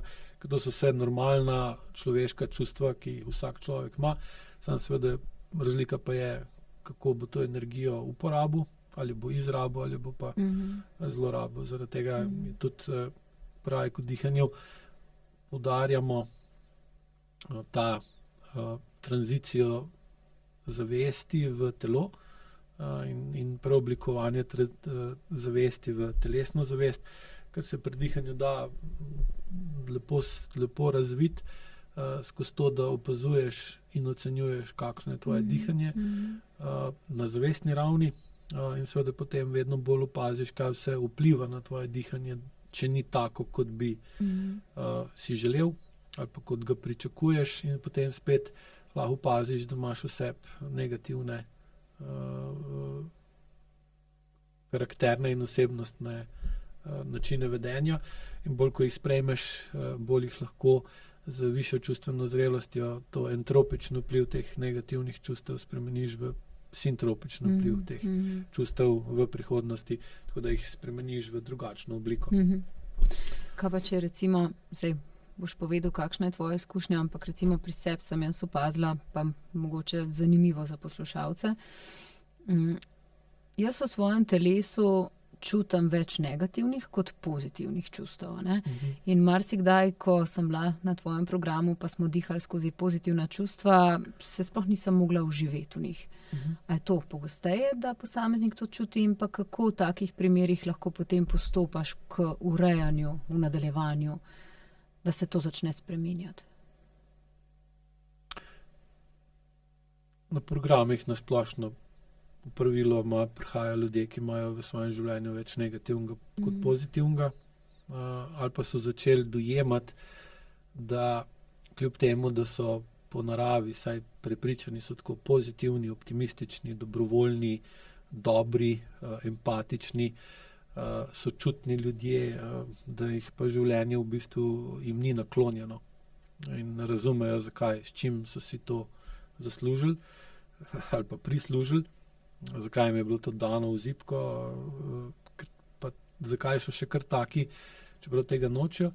In vemo, osnova AEQ-ja je, da pač tisto, kar se ti kronično ponavlja, imaš v podzavesti, tako da tukaj lahko vidiš, da pač je v tvoji podzavesti očitno več negativnih vedenjskih vzorcev ali pa odzivnih vzorcev kot pozitivnih. Kar seveda ni nič neobičajnega, to je v bistvu bolj praviloma normalno kot ne, zato ker naši predniki so v življenju, večina njih imela v življenju veliko več negativnih kot pozitivnih izkušenj. In seveda življenje je bilo težko, boleče, dejansko, lahko bi rekli, življenje eno samo trpljenje, zdaj z občasnimi prekinitvami in zdaj tudi prej, ko so se pogovarjala o spremembi, ne? Sprememba sproži odpor, če hočeš premagati odpor, moraš vložiti napor pa lahko gledaš že kot neke vrste trpljenje, ne? Torej, če hočeš se spremeniti tudi na boljš, je treba trpeti. In to je v fitnessu, ali pri teku, ali pri plavanju, ali pa pri medsebojnih odnosih je isto. In zato tukaj se mi zdi velik problem, ker današnja kultura, ki je podrejena pa prodaji, pa poudarja užitek, pa tisto prijetno, pa zabavno, pa lepo. In pa ljudje logično dobijo občutek, pa tudi želijo si, da bi se lahko spremenili na boljš brez trpljenja. Na fini način, nekdo me bo malo zmasiral, ali pa malo me bo pritisnil, ali pa bom jaz sebe pritisnil na določen način, ali pa bom šel nekam, kjer je lepo in se bom pa celostno spremenil. Ne boš. Ne boš. Mislim, kratkoročno skozi iluzijo, ne? Pa s placebom, pa z naivnostjo, utopičnostjo ali pa euforičnostjo to lahko dosežeš. Sploh, če še podvzameš kakšne substance ali pa kaj takega, ali pa se potopiš v virtualno okolje, kjer si pač lahko takšen, kakšen hočeš biti, ne. Samo v resnici je pa sprememba na boljš enaka hoji na ukreber. In to je zmeri težje, kot hoditi po ravnem. In seveda so ta negativna čustva sestavni del in AEQ na ta negativna čustva gleda kot na izjemen in zelo uporaben vir energije, ki je potrebna, da greš gor. Sam, če imaš dovolj visoko čustveno zrelost, da jih dejansko znaš iz tega, bom rekel, dreka narediti gnoj in da pa ta gnoj raztrosiš ali pa daš tam, kamor ga, kjer ga rabiš, ne preveč, ne premalo, v pravem času in pol v bistvu ta, recimo, negativna energija se spremeni v energijo, s katere dobiš pol paradižnik, solato, pač neko sadje ali pa vrtnino. In potem to sadje, zelenavo ali pa te rastline daš jest rastlinojedi živali, ti pa pol v bistvu se hraniš z mesom in ostalimi živili, ki jih recimo rastlinojeda žival naredi in s tem ustvarja sintropijo. In imaš vedno boljše življenje, vedno bolj zdrav si in tako naprej, ampak to je spet, moraš iti v skladu z navodili za uporabo. Lahko pa seveda greš mimo tega, poskušaš iskati bližnjice, lažje poti, ali pa ustvariš iluzijo, da hodiš na ukreber v višjo čustveno zrelost, v resnici pa samo igraš, da si bolj čustveno zrel, dejansko tvoje telo, tvoj iracionalni del ostaja na istem nivoju kot prej, recimo v glavi pa razviješ iluzijo višje čustvene zrelosti ali pa čustvene inteligence, ki se pa potem dolgoročno pokaže, da ker nisi na telesni ravni odpravil strahu, zamir, se tam nisi premaknil, ker nisi zmogel napora, ne? Ker zdaj, če hočemo pa telo, ker realno, če pogledamo, kaj ima nižjo težo, telo ali ne? Je pač energija, ki mogoče bi ga lahko nekako tudi zvagali, pa da bi, kako sem bral, se pa ne vem, kako je to res, so vagali ljudi pred pa po smrtjo, ne? Po smrti in so ugotovili, da so po smrti, mislim, da če se prav spomnim, ampak nisem siguren, ali je 20 gramov ali 20 dek lažji. In so zdaj pač smatrali, da je to tista teža življenjske, ali pa rekli so lahko, da je duša to, ne, in pa duša zapusti telo in pa kot duše nimaš več v telesu, si mrtev, ne. In so lahko bi rekla, iz tega vidika, da ima naša duša, vse to, kar je v umu pa v živčnem sistemu, ta električna energija, ki se pretaka in nas dela žive, nam daje, da bomo oči žive, da se premikamo, govorimo in to, da recimo ima 20 dek. Telo ima pa pač 50, 60, 70, 100, 120 kil ali več, kaj je lažje dvigati na višji nivo, ne? Ali telo, ne? In pa se tukaj pogosto, sploh če recimo okolje nenaklonjeno celostnem razvoju, ki ga AEQ daje, ali pa če oseba ne zna, ne more ali pa nima interesa urediti partnerski odnos, zaradi tega, ker partnerski odnos izkorišča za lastno agendo, ne. Pa seveda tudi za IQ-jem ne moreš se celostno dvigati, dokler ti pri sebi ne opaziš, kaj sem jaz narobe naredil, zakaj kar naprej ponavljam določene napake, zakaj imam tak odnos do partnerja. In to je zahtevno in je težko, tako kot je težko iti v hrib. In zdaj, ko ti lažje, oziroma ko izboljšuješ čustveno učinkovitost in to spreminjaš, pa seveda greš vedno lažje v hrib, ker puščaš tisto, kar je neprimernega za sabo. Tako kot recimo, če pogledamo, koliko smeti je gor na Monteverestu, koliko imajo te pol akcije odvoza smeti, pa puščajo za sabo jeklenke, pa šotore, pa ne vem kaj. Če šit gor, moraš nekaj pustiti za sabo. Tudi ko gledate raketo, ki se dviga gor, vidite, da za sabo pušča energijo in višje, ko gre, lažje je. In isto je tukaj. In ko tudi skozi dihanje vedno bolj uporabljate lastno dihanje za vpliv na sebe, da bolj veste, kako ste in zakaj zdaj dihate tako, kot dihate. Zakaj recimo sedite s partnerjem, pa ne vem, pa čutite, da dihate umirjeno, potem je pa, ne vem, na televiziji neka novica ali pa gledate film, pa se zgodi nek dogodek in začutite, da se vam je dihanje spremenilo. In se je spremenilo zaradi mene, ker sem to gledal, ali je mogoče partner na tisto, kar je gledal, telesno odreagiral na določen način. Pa njegov sprememba v njem vpliva na mene in stisne določene mišice in s tem dihanje spremeni. In če ne bi bili pozorni na to, ali pa da padete not v film, tega sploh opazili ne bi.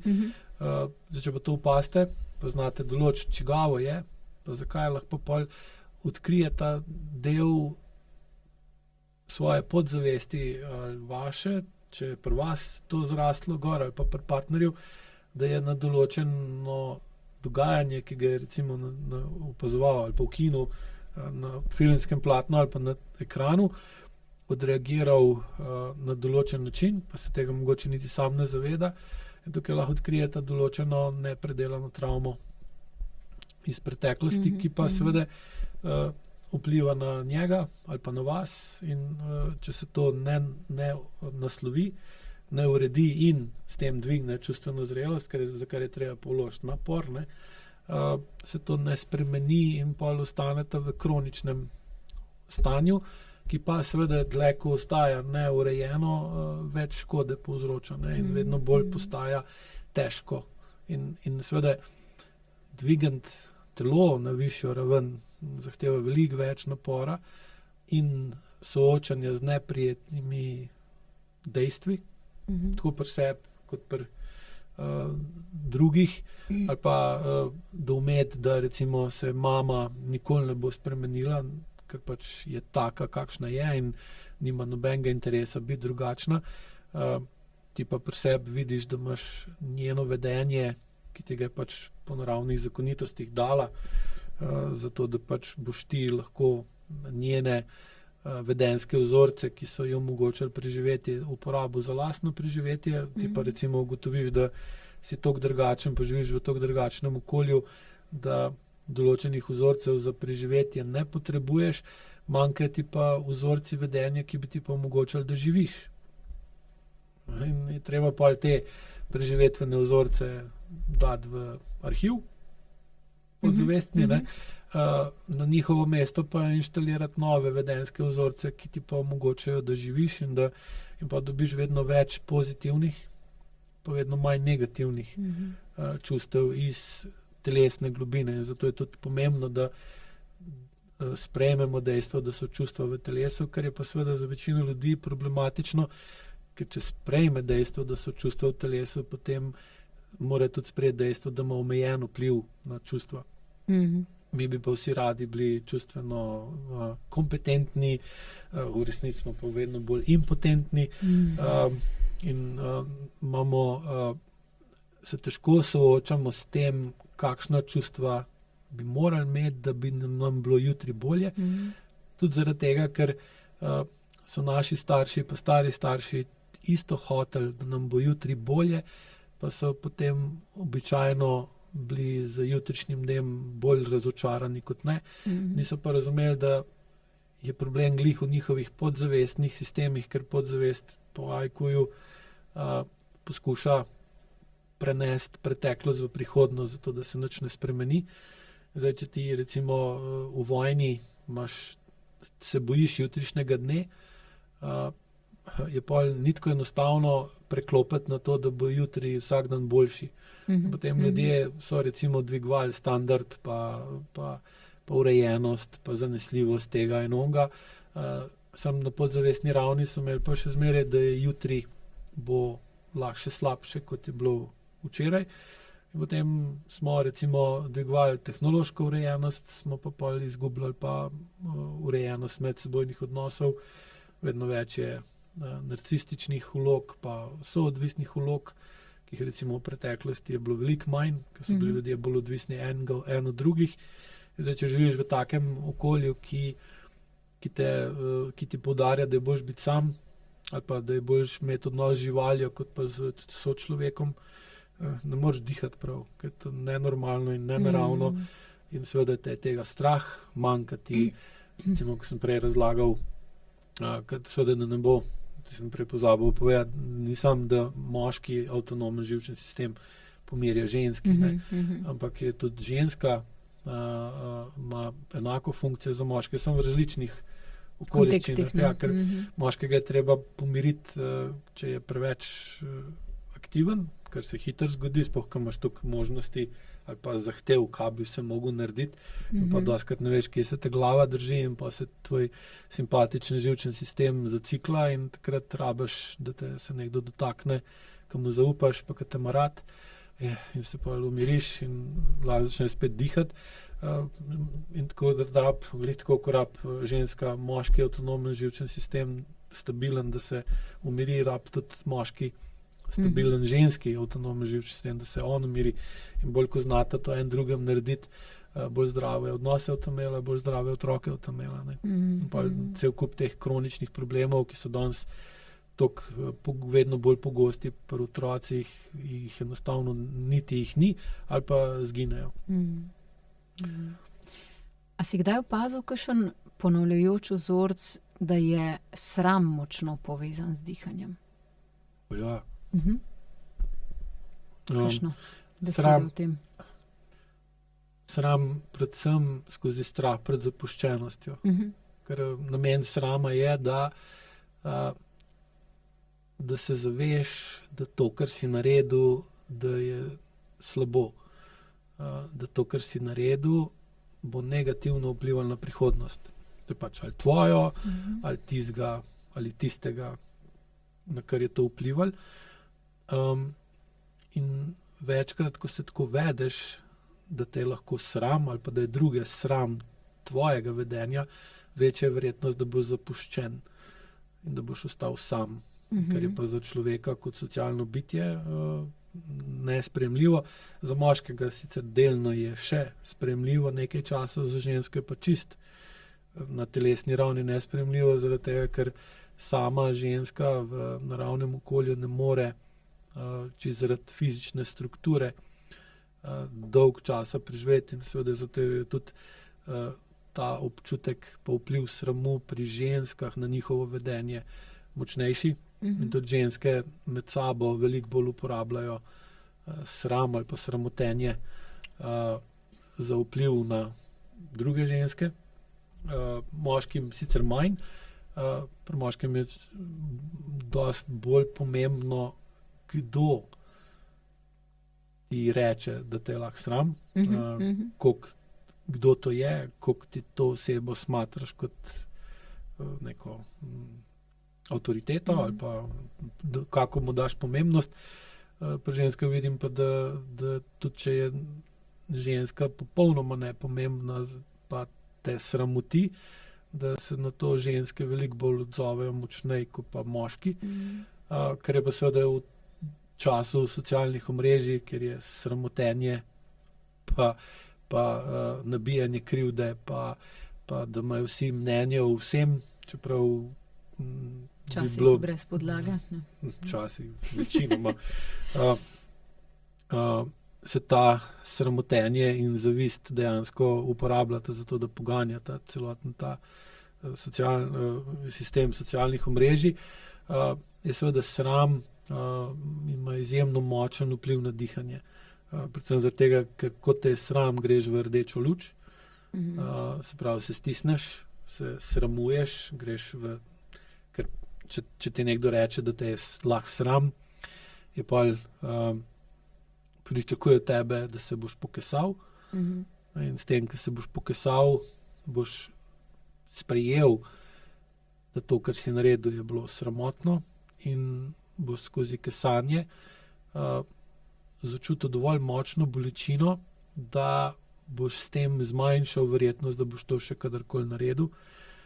In s tem je tudi sram dobil svojo funkcijo, ki je pa seveda potrebna, ker če nimaš sramu, potem v bistvu se vedeš nesramno ali brezsramno in to pa seveda onemogoča socialno povezanost in urejenost skupnega delovanja več ljudi. In potem, če si nesramen ali brezsramen, se te pač ljudje odkrižajo, tako kot sem že prej rekel, te nočejo imeti s tabo nobenega posla. In zdaj, včasih, ko smo bili odvisni od skupnega dela, če smo hoteli narediti kaj bolj konkretnega, je bilo to, pazi, kako se vedeš, glej, da mi ne boš delal sramote. Je bilo izjemno pomembno. Danes pa v bistvu ljudem čist vedno bolj vseeno je, kako se vedejo in imajo seveda tem primerno vedno manj filtrov. Spet imamo tukaj narcistično vedenje, ker ga ni ničesar sram, ker je pač prepričan v svojo nezmotljivost, pomembnost in pač on bo lahko naredil karkoli bo hotel. In zdaj, če bi se ljudje včasih tako vedeli, bi jih skupnost izolirala, odrinila in potem ne bi mogli nič večjega narediti.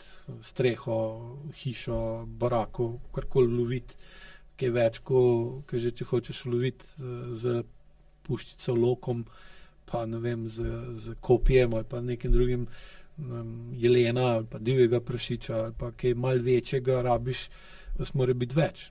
Zdaj, če sam loviš, imaš zajce, take stvari, ki več že ne moreš, sam na zajcih temeljiti uspešno družino, pa ne gre, ne? Zato so včasih tudi ženske bile zelo močno aktivirane, da so moške usmerjale, da so se vedeli tako, že mama je tako učila sina in tudi pol oče sina, da je sin bil tak, da se je znal vesti v skupini, ker so vedeli, da če te skupina dojame kot neučinkovit člen skupine, ker se vedeš neodgovorno, se vedeš nesramno, se vedeš brezsramno ali pa brezobrazno, ker je spet isto, da boš pol zelo težko užival, se boš mogel preseliti nekam drugam, pa začeti znova, sem danes je spet prišlek, pritepenc, in spet rabiš kar nekaj časa, da dokažeš tistim ljudem, da si zaupanja vreden, da se ne vedeš tako, da te bi bilo tebe sram tega, kar si naredil, ali pa njih sram tega, kar si naredil, in ta rdeča luč, ta strah, ta refleks, ki ga sram in kesanje za sabo potegne, pa seveda izjemno močno vpliva na vdih. In recimo ljudje, ki so naredili nekaj, česar jih je sram, ali pa se sramujejo nečesa, ali pa še bolj to vidim, ko delam strankam, katerih starši so se vedeli nesramno, brezsramno, so bili na tak ali drugačen način pokvarjeni in podobno, ali pa tisto, ko so se prej o vonju pogovarjali, da so delali pokvarjene stvari. Te je sram tega, sram te je tvojega priimka, sram te je, da reče, ti si pa od unga. In te tako pogledajo in pa kar not zlezeš. In če si predstavljate, ker sigurno je vsak od gledalcev že doživel kaj taga, nažalost, pa si poskusite ta dogodek predstavljati, pa opazujete, na kak način vpliva to na dihanje, ne? In seveda zelo močno vpliva na vdih. In potem taka oseba se težko učinkovito pripravi na dejanje in posledično seveda je tudi neučinkovita z izvajanjem dejanj in potem je polna dvomov, zadržanosti in potem se umakne, se izolira, ker samo oseb čuti, da pač ni zaželena, ni primerna in potem se osami. In zdaj danes v tej osami lahko najde od umetne inteligence, da ji dela družbo, pa ji govori, koliko je pametna, koliko je super, koliko je taka in drugačna. Ali pa greš na socialna omrežja ali pa v virtualna okolja, kjer si lahko karkoli želiš, da si kjerkoli ime, da si kjerkoli naziv, zbereš tako telo, lahko si velik, močen, lep, tak in drugačen, ampak resnica pa ostane. In tudi taki ljudje seveda ne dihajo sproščeno, ker v bistvu imajo kronično nesproščenost, ki je povezana s krivdo, pokoro, sramotenjem, sramom, frustracijo ali pa ponižanostjo, ker pogosto je tudi, da je recimo starša bilo nečesa sram, pa ni hotel tega priznati in je pa ta obsojanje, ko je sam sebe obsojal zaradi določenih svojih dejanj, potem projiciral na otroka in potem otroka pretirano obsojal zaradi nečesa, ker je otrok naredil mogoče malo nekaj narobe, z tega pa starš naredil iz muhe slona in potem ni nehal s tem tudi sramotenjem tudi kasneje, ko bi že mogel zdavnaj odnehati in je potem seveda otroka zaradi lastne sramote dal v ta občutek, da je njega sram tega ali onega in seveda potem to vpliva na držo otroka, na njegovo dihanje in se potem ta otrok odraste v pač določeno obliko osebnosti, karakterja in telesa, ki seveda diha na določen način. In pa ko gre skozi AEQ dihanje v soočanje z pozitivnimi ali pa negativnimi čustvi, tako kot prej razlagala, vidite recimo, da ko poskuša biti vesel, pa začutiti to notranjo veselje, to veselje prikrije sram. In pa zaradi razlage začne razumeti in pa lahko določi, česa ga je sram, ali ga je še sram, ali je že se spokoril za to, ali je že oddelal pokoro, naredil kazen, se opravičil, pač karkoli je že bilo, ali pa nos sramotno, posledice sramote, ki jo je imel njegov oče. Oče se je napil, pa je povozil ubil 2 človeka, kakšna je to sramota in ti si pa vložigosen. Recimo na Japonskem sem imel, da če je moški naredil nekaj sramotnega, da je pa mogel narediti harakiri, da je naredil samomor in s tem se je v bistvu pokesal, spokoril za svojo sramoto. In potem so njegovi otroci v bistvu živeli naprej normalno, če pa recimo moški tega ni naredil, je pa 3 ali celo 4 generacije so bile osramočene zaradi sramotnega zaradi strahopetnosti očeta. Okay. Tukaj vidimo tudi ta isti princip. Kaj pa recimo v stresu ali pa v konfliktu? Kako se takrat spremeni naše dihanje? Pa zakaj recimo velikrat v neki stresni situaciji ali pa ko smo v konfliktu s komarkoli že, bodisi s partnerjem, v službi, karkoli se dogaja, niti ne opazimo spremembe v svojem dihanju. Ja, če bi opazili spremembo, pa bi mogli tudi priznati, da nas je to se dotaknilo, ali pa da smo se odzvali pretirano, ali pa narobe, ali pa premalo, ali pa da določeno čustvo, tako kot smo prej veselje pa sram, dala skupaj, da določena čustva sploh ne znaš pravilno uporabljati, ali pa da prije do tega, da ko greš na tak, ko priješ v tak konflikt, se zaradi neprimerne čustvene zrelosti poveča vpliv tvojega telesa na tvoje vedenje in zavestno bi hotel eno povedati ali pa doseči tak vpliv ali pa pojasniti tako stališče, potem pa iz tvojega telesa, iz tvojih ust, iz tebe kot celote prihaja ven na zavestni ravni tisto, kar si zamislil, na podzavestni pa telesni ravni pa še nekaj čist drugega zraven, ker kot učiteljica javnega nastopanja dobro veš, kako to izgleda.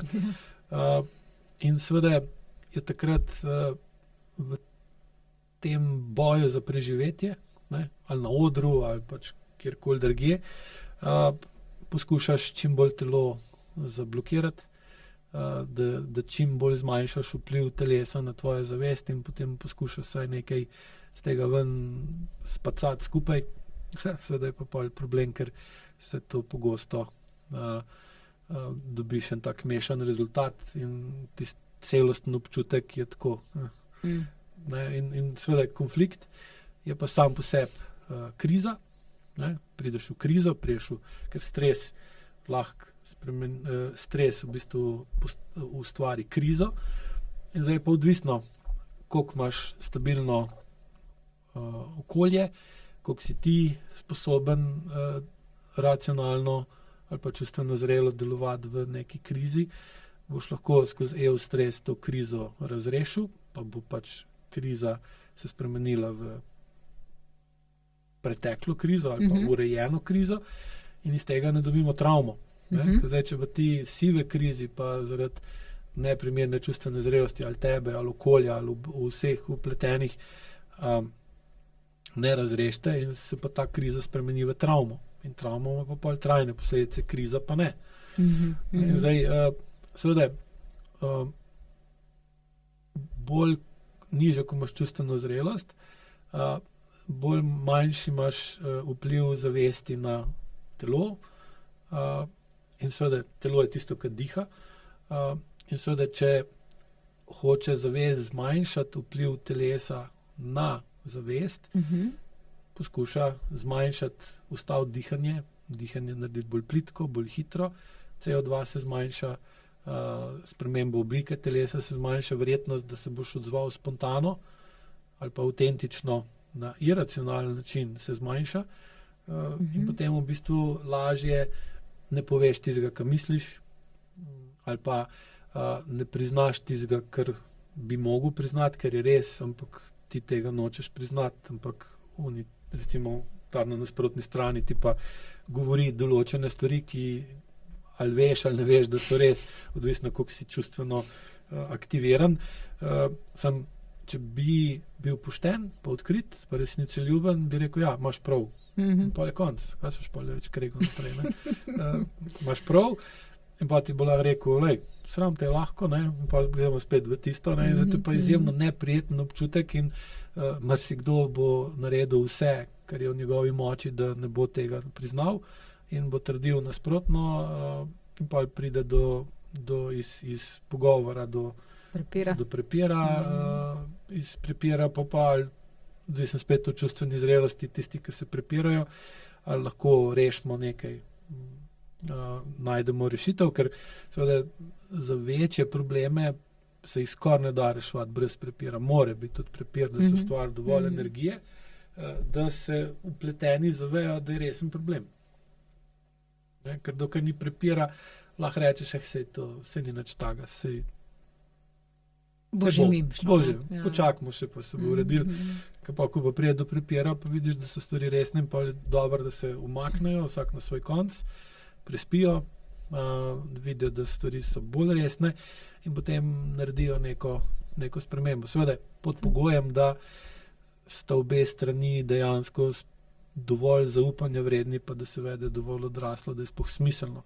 Ker seveda pogosto imaš toliko recimo neiskrenosti, toliko zahrbtnosti, da v takem primeru pa je nesmiselno se iti sploh tega pogovora, ker so razlike toliko velike, pa odpor toliko velik, da noben napor ne odtehta ali pa ne bo dosegel željene spremembe, ali bo pa tudi, če bi prišlo do nekega kompromisa, medsebojna zamera tako velika, da dolgoročno sodelovanje v takem primeru ni več smiselno in bolje boš, da se to vse skupaj gre vsak na svoj konc in dela naprej, ena stran po svoje, druga po svoje, da je to partnerski odnos, služben odnos, kakršenkoli.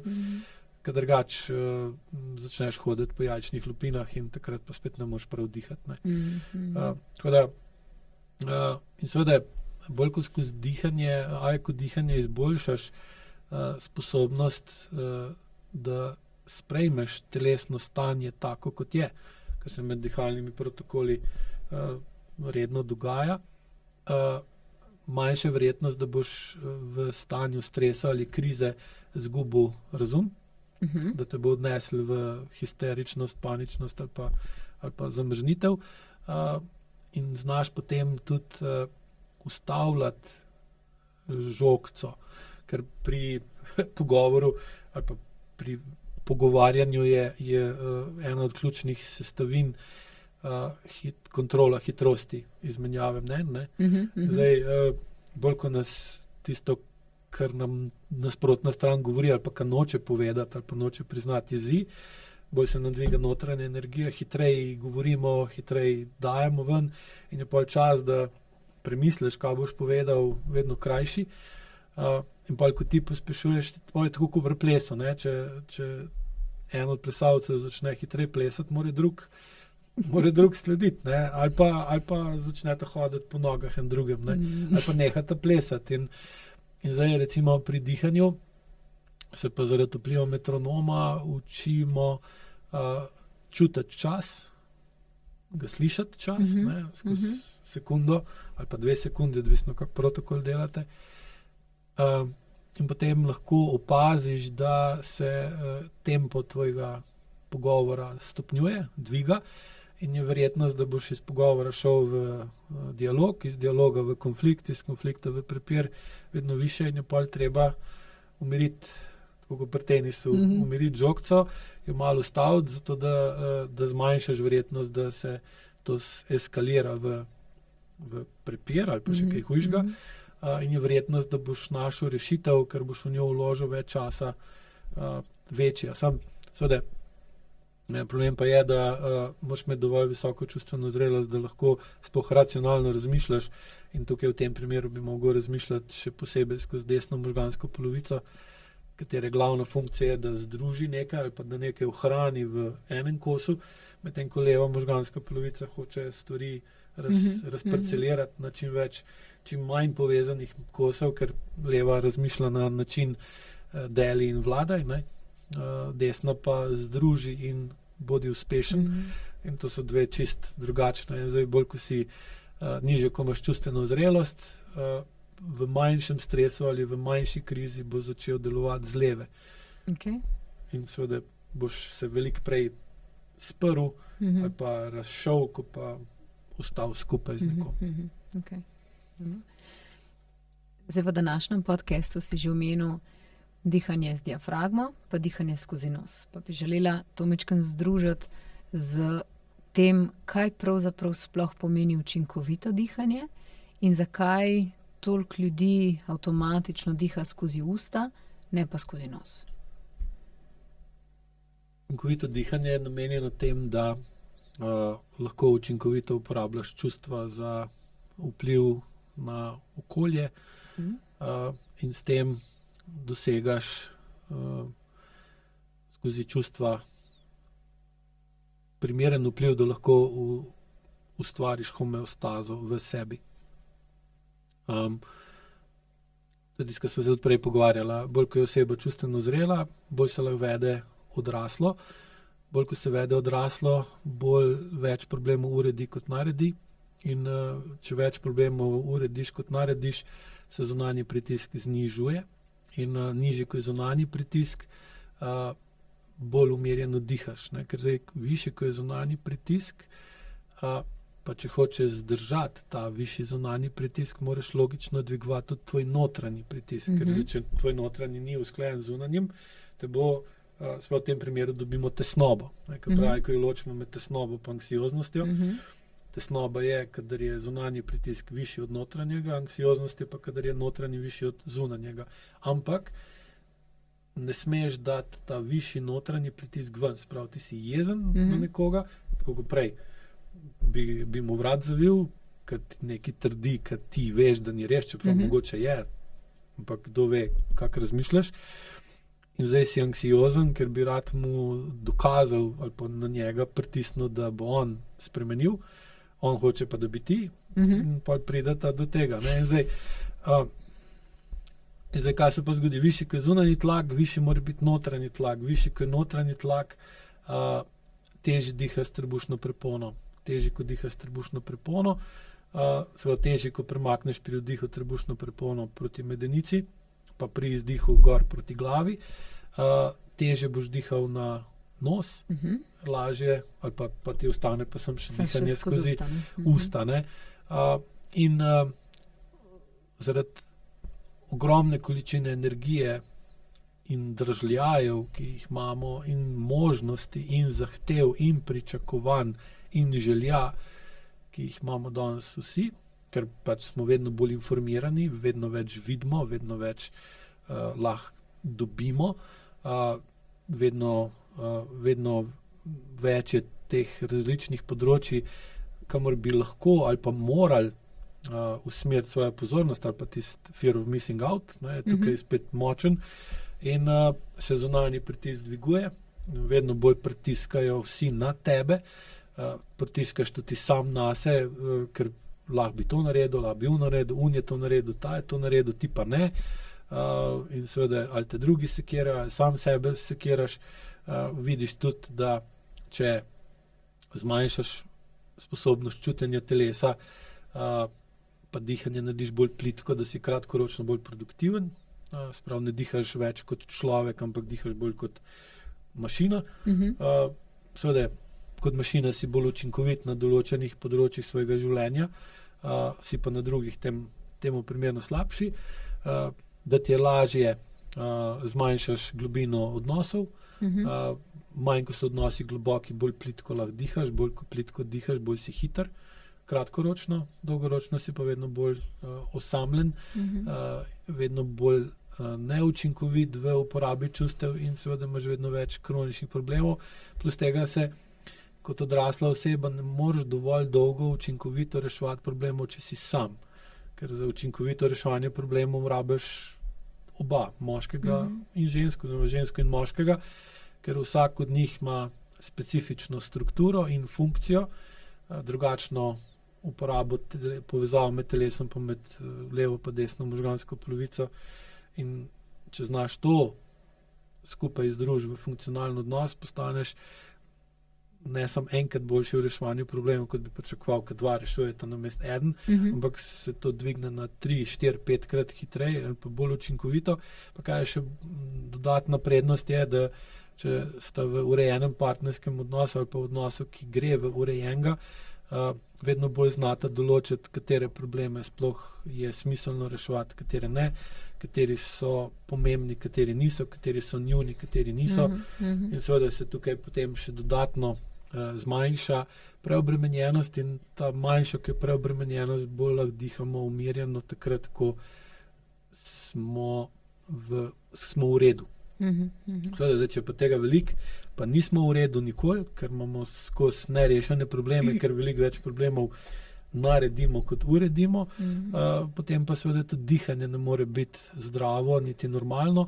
Lahko ga sicer z neko dihalno prakso za tiste pol ure umirimo, ampak pa sem še bolj čutimo, kako ko je konc tega, pač, kar počnemo z dihanjem, pa se vrnemo v vsakdanje življenje, kako nam spet vzame sapo ali pa nas stisne za vrat. Potem pa, ker ne vemo, kaj zdaj s tem narediti, ali pa imamo recimo ful močen odpor do urejene partnerske zveze, ali pa ne znamo partnersko zvezo urediti, ker naši starši niso imeli urejene partnerske zveze in potem tudi mi v avtomatizmu nimamo tega not, pa plus tega gremo lahko recimo, da zavestno delamo na urejenem partnerskem odnosu, potem pa bolj, ko je ta dejanski odnos dejansko urejen, bolj se slabo počutimo v njem, pa ne vemo zakaj, zdaj, ker podzavest ne paše, seveda nam tudi to ne da dihati, pa se negativno odzove, tudi v spanju še posebej. In seveda tukaj imaš pa cel kup vzrokov, zakaj danes ljudje dihajo vedno bolj na usta, pa vedno bolj na nos, pa realno gledano čistko način, na kakega večina ljudi živi, je dejansko, lahko bi rekli, bolan ali pa pokvarjen. Ne zdaj pokvarjen z vidika te pokvarjenosti v odnosu, ampak pokvarjen kot, da recimo imaš pokvarjeno kolo. In če se s tem soočaš, moraš konkretno spremeniti svoje življenje in je pa veliko bolj enostavno, da te pokvarjenosti ne zavohaš. Ker ko je nekaj bolano, ima drugačen vonj, kot pa ko je nekaj zdravo, ko je nekaj nepokvarjeno, ima drugačen vonj, kot je nekaj pokvarjeno. In bolj ko dihaš na usta, težje zavohaš, kaj vse v življenju ni ok, in pa seveda ti je lažje si reči, da je vse ok, ali pa bi bilo slabše, ali pa boljši itak ne more biti, in živiš naprej, in seveda dihaš pa vedno bolj, ali pa ohraniš dihanje v zgornjem delu prsnega koša, trebušno prepono imaš zablokirano, se pravi, se zelo malo premika, kar pa potem seveda totalno poruši kot delovanje srca, krvnega obtoka, črevesja, presnove, prebave na splošno, in imaš vedno več kroničnih telesnih težav, ker nisi v stanju urediti kroničnih težav v odnosih.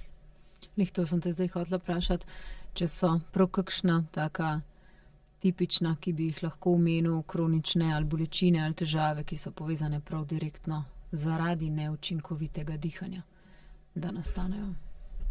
Bolečine v trebušni preponi, recimo jaz se zdaj vedno bolj čutim, ker že tako dolgo govorim. Pa ker dihaš skozi usta, ne? Ne moreš. Zdaj, če bi zdaj govoril tako, da bi dihal skozi nos, bi bil ta podcast dolg 4 ure, po mojem. Krat 2, ja. Ja, kaj takega. Pa to pač ni smiselno za gledalce, tako da se pač se tudi malo žrtvovati.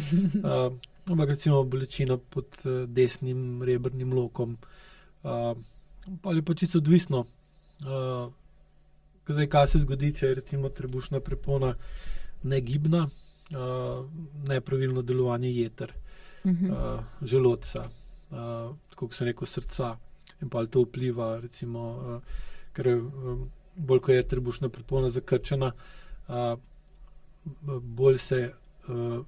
bolj nepravilno deluje krvni obtok v nogah, tako da recimo potem pride do bolečin v nogah, do krčnih žil, do krčev, do nepravilne oblike nog, recimo premočna meča ali pa stegna, zaradi te napetosti mišic v nogah, potem se to spremeni spet lahko v obrabo hrustanca v kolenu, kolku, bolj trde noge, kar seveda poveča verjetnost padcev, ko enkrat si starejši, težave z črevesjem, to je pa z limfo, ker recimo vsako dihanje, sploh premik trebušne prepone, je nujno zato, da limfno tekočino porivamo gor proti glavi, zato da se pa spušča spet nazaj in kroži. Zdaj, manj kot to kroži, slabša je oskrba z energijo, sploh z maščobami, pa imunski sistem tudi ne deluje v redu in nasplošno se počutimo slabo. Zdaj, prsten koš imamo tako narejen, da ko naredimo globoko dih, da se prsten koš razširi pri vdihu, za kar je pa potrebno, da ga trebušna prepona dol. Pri vsakem globokem vdihu, ko se prsten koš opazno poveča, se hrbtenica podaljša za centimeter do 2. Ko greš v izdih, se pa stisne. Se pravi, dejansko ima prsten koš tako funkcijo kot neke vrste vzvoda, da ko razširiš prsten koš, se vretenca v tem prstnem delu razširijo, dvignejo, pri izdihu se pa stisnejo in je to nihanje, sprememba višine ali pa dolžine hrbtenice, tista, ki v bistvu urejuje pretok in pritisk te tekočine v hrbteničnem kanalu, in seveda s tem tudi spreminja pritisk v možganski votlini. Zdaj, bolj ko nekdo diha plitko, manj se mu prsten koš premika, ali ima prsten koš v stisnjeni obliki kronično, zato da ne more vdihniti, ali pa ima prsten koš preveč velik, ker je sicer redke, ampak še zmeraj pogosto, da ne more do konca izdihniti, seveda to pa vse vpliva na pretoke. Potem dihanje skozi usta spreminja obliko obraza, čeljust naredi ožjo, ta ličnice se zožajo, luknje v nosu so manjše, sinusi so običajno potem manj aktivni, kar vpliva pa seveda na nosno votlino, na imunski sistem skozi dušikov oksid, na oči, na zobovje, na dlesni, na sluh, Kup ne, enih ker stvari. bolj ko je to napačne oblike, bolj vpliva na čisto vse. Tako da, seveda, tako kot dihanje vpliva na vse življenjske procese, je potem logično, da če dihamo pravilneje, to pozitivno vpliva na življenjske procese, če dihamo nepravilno, pa negativno vpliva. Zdaj, glavni problem je pa ta, da bolj kot tvoji življenjski procesi so pravilni, težje prenašaš nepravilnosti, nepoštenost, lažnivost, zahrbtnost, poniževanje, neurejene odnose. In seveda otrok, ki živi v takem toksičnem okolju, ali pa tudi okolju, ki je sluzasto, drug ekstrem, da so vsi pretirano prijazni, noben nič slabega na nobenem ne misli, vsi se imajo radi, kar je spet nelogično in nemogoče, dolgoročno gledano. Tak otrok seveda ne more imeti zdravo telo, ker če bi imel zdravo telo, bi se na zdrav, avtentičen in spontan način odzval na tako vedenje in bi seveda tako vedenje potem, njegovo vedenje vplivalo zdravilno na okolico. Če bo pa okolica ta zdravilen vpliv sprejela, kar pomeni pa, če pa ti sprejmeš zdravilen vpliv nekoga, moraš pa sam sebi priznati, da nisi zdrav. Da imaš ti v sebi nekaj bolanih stvari in da bi mogel to spremeniti. In bolj pogosto tak otrok, ki bi lahko pozdravil, lahko rečemo, da je kot Jezus, ki je prišel, da bo pozdravil grehe, ki so jih naredili, seveda laga pa križaš, pa ne more nič narediti in enostavno se tako dihanje spremeni v bolano dihanje, da je usklajeno z okoljem, da je usklajeno s telesom in tipične, pol imate še recimo, če je oseba v rdeči luči, ker pomeni, da ne more vdihniti, ima potem še lahko težave z bolečinami, tukaj čez seka, recimo, kot da te nekdo prepičil s puščico in podobno. Recimo imaš pri osebah, ki ne smejo do konca izdihniti, ker ne smejo do konca povedati, kaj bi rade povedale, ker če bi povedale vse, pa bi bilo preveč, so preveč zvite v zeleno luč in imajo pa hernijo, recimo, ali pa imajo pretirano uslo lordozo v ledvenem delu hrbta, ker seveda potem vodi v obrabo medvrtenčnih ploščic, pa zamaknitev, pa vretenc, pa cel pas spinalno stenozo, to je že samo po sebi, recimo povišen tlak v hrbteničnem kanalu, je že samo po sebi vezano na to, ali lahko ti vdihneš, pa izdihneš skozi prsni koš. Sem bolj, ko pa ti spreminjaš obseg prsnega koša, bolj imaš močna čustva in potem rataš problematičen za okolje in smo spet tam, kjer je ajko skozi.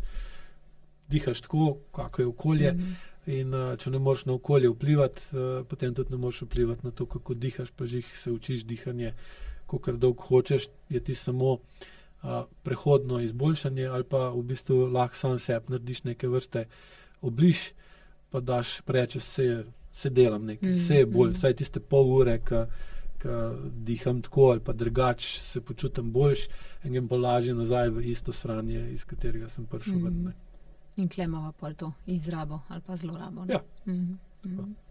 Kaj pa po noči? Kaj svetuješ tistim, ki vejo, da po noč spijo s priprtimi usti, z odprtimi lahko celo? Ja, se smo se pogovarjali. Lepljenje ust je... Lepljenje ust priporočam samo kot začasno rešitev, tako da v bistvu oseba vidi, da če je treba, da lahko spi tudi z zaprtimi usti. To recimo pri Oxygenu Patrick drugač to gleda, pač da si selotejp gor, ali pa ima tiste obliže, ki skupaj drži ustnice in s tem izboljšaš kvaliteto spanja, kar seveda drži kratkoročno. Dolgoročno se moraš pa pol vprašati, zakaj, kar naprej, ker realno je tako, če bi se ti mesec ali pa 2 lepil usta, pa v podzavesti nimaš vzorcev, zaradi katerih spiš z odprtimi usti, boš nehal spati z odprtimi usti in tudi, ko selotejpa več ne boš uporabljal, boš spal z odprtimi usti. Če ni vzrokov v sedanjosti za to, da spiš z odprtimi usti, ali pa smrčiš, ali pa imaš apnejo, to se ista situacija, samo različne stopne zahtevnosti so. Če pa vidiš, da tudi po mesecu 2 spanja z zalepljenimi usti, ti še kar spiš z zalepljenimi, Z odprtimi. z odprtimi usti, viš, pol so pa odnosi, pa so pa stvari v sedanjosti, ne nekaj, kar imaš še iz preteklosti, pa vleče za sabo, pa rabi sem še mal dregent noter s selotejpom, pa da se pol živčen sistem, sej ne rabimo več spati z odprtimi usti, ker je vse v redu. Sem takih primerov imam zelo malo, večinoma dojamejo, da kaj jih mori čez dan, kaj ne morejo prebaviti čez dan, ko grejo spat in potem to premlevajo v spanju, ali pa česa jih je strah, da se bo zgodilo, ko se bojo zbudili. In to seveda pol definira, kako spiš. Okay.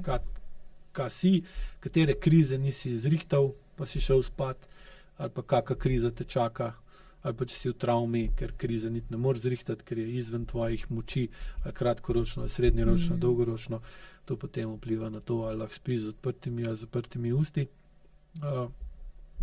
Seveda imaš pa tudi ljudi, ki so v močnih krizah, pa še zmeraj spijo z zaprtimi usti, imajo pa druge težave, niso nujno povezane z dihanjem, ampak generalno je ta osnovni problem in pomoč pri odpravi je dejansko dvig čustvene zrelosti, urejanje medsebojnih odnosov, sploh s kom spiš, ker to, kakšna je oseba, ki spi zraven tebe, ima zelo močen vpliv na tvoje spanje. Čeprav se lahko zavestno čist dobro ujemata, je treba se zavedati, da ko gresta spat, nadzor nad vajinim življenjem prevzameta vajini podzavesti, ki sta lahko pa dosti drugačni od vajinih zavesti in potem se to po noči vidi in je to spet ena od informacij, ki vodi v to, da bi bilo dobro, da gresta v uporabo AIQ-ja, zato da še podzavesti počasi spremenita in da pol zavestno že tako štima, podzavestno pa še bo štimal in seveda potem je tudi se vedno bolj zmanjšuje verjetnost, da bosta to, kar imata v podzavesti z leti skupnega življenja vedno bolj spreminjala, da ne bo samo po noč tako, ampak tudi vedno bolj po dnev. In pa se spremeni v to, da pač si najprej sva bila tako super, zdaj smo pa 10 let skupaj, kdo si ti, koliko si lahko, zakaj si to k mojemu fotru podobno ali pa moji mami podobna, jaz te ne poznam tako, kakor si zdaj, na začetku si bila druga ali pa si bil drugačen, in pa ko se pogovarjam z ljudmi tako, pa jih sprašujem, kako so pa prej, ko so ležali, pa o čem so sanjali, pa kako so smrčali ali niso, koliko so spali ali niso, se pogosto pa spomnijo, to, kar se zdaj čez dan vidi, se je prej videlo že po noč. Aha. Se prenese pol. Jaz mislim, da sva zajela kar precejšen del tega, kar sva si oba zamislila. Jaz preko vprašanj, ti preko odgovorov. Vseeno ob zaključku še je kaj tacga, kar sva spustila, kar bi želel še poudariti kot eno zaključno misel. Realno bi se lahko o tem imela še 10 ur. Stvari je še ogromno. Ja. Ampak za začetek ali pa za en tak osnovn rekli pozdravček iz kuhinje. AIQ dihanje je, mislim, da sva povedala zadost, mogoče še celo preveč. A tu še predjed ni bila? Prav pozdrav iz kuhinje, ni še predjed? Ne, mislim, to je tako obširno področje, da sem tudi ne bi bilo niti primerno več, ker pa gremo že preglobok, ampak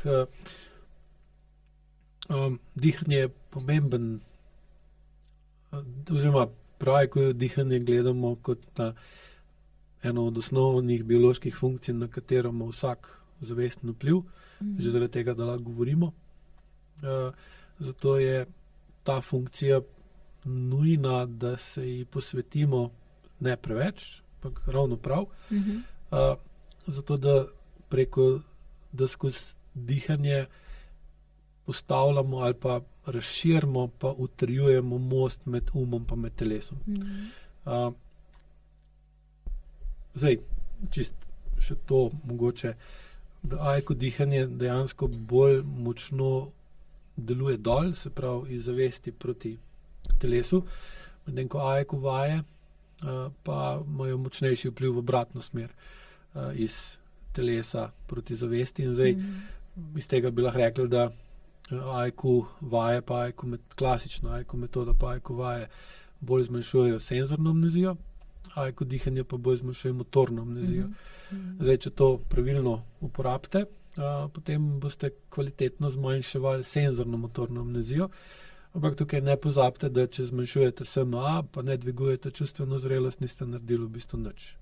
Kratkoročno ja, dolgoročno ne, ker namen zmanjšanja senzorno motorne amnezije je ta, da bolj začutite, kako ste, zakaj ste tako, zmanjšanje motorne amnezije pa, da lažje naredite drugače kot prej in s tem v bistvu zavestno vplivate na ponavljanje preteklosti v prihodnosti. In ko to dovolj dobro razumete in sprejmete osnovna dejstva, kako fizikalni zakoni vplivajo na človeka in na njegovo življenje, lahko greste v dvigovanje čustvene zrelosti, ki je pa tisto, ki dejansko dolgoročno spreminja dihanje. In to bi rad, da kjer je prišel do konca sploh podcasta, šel vidim po statistikah, da jih je okrog polovica, kar je zelo dober.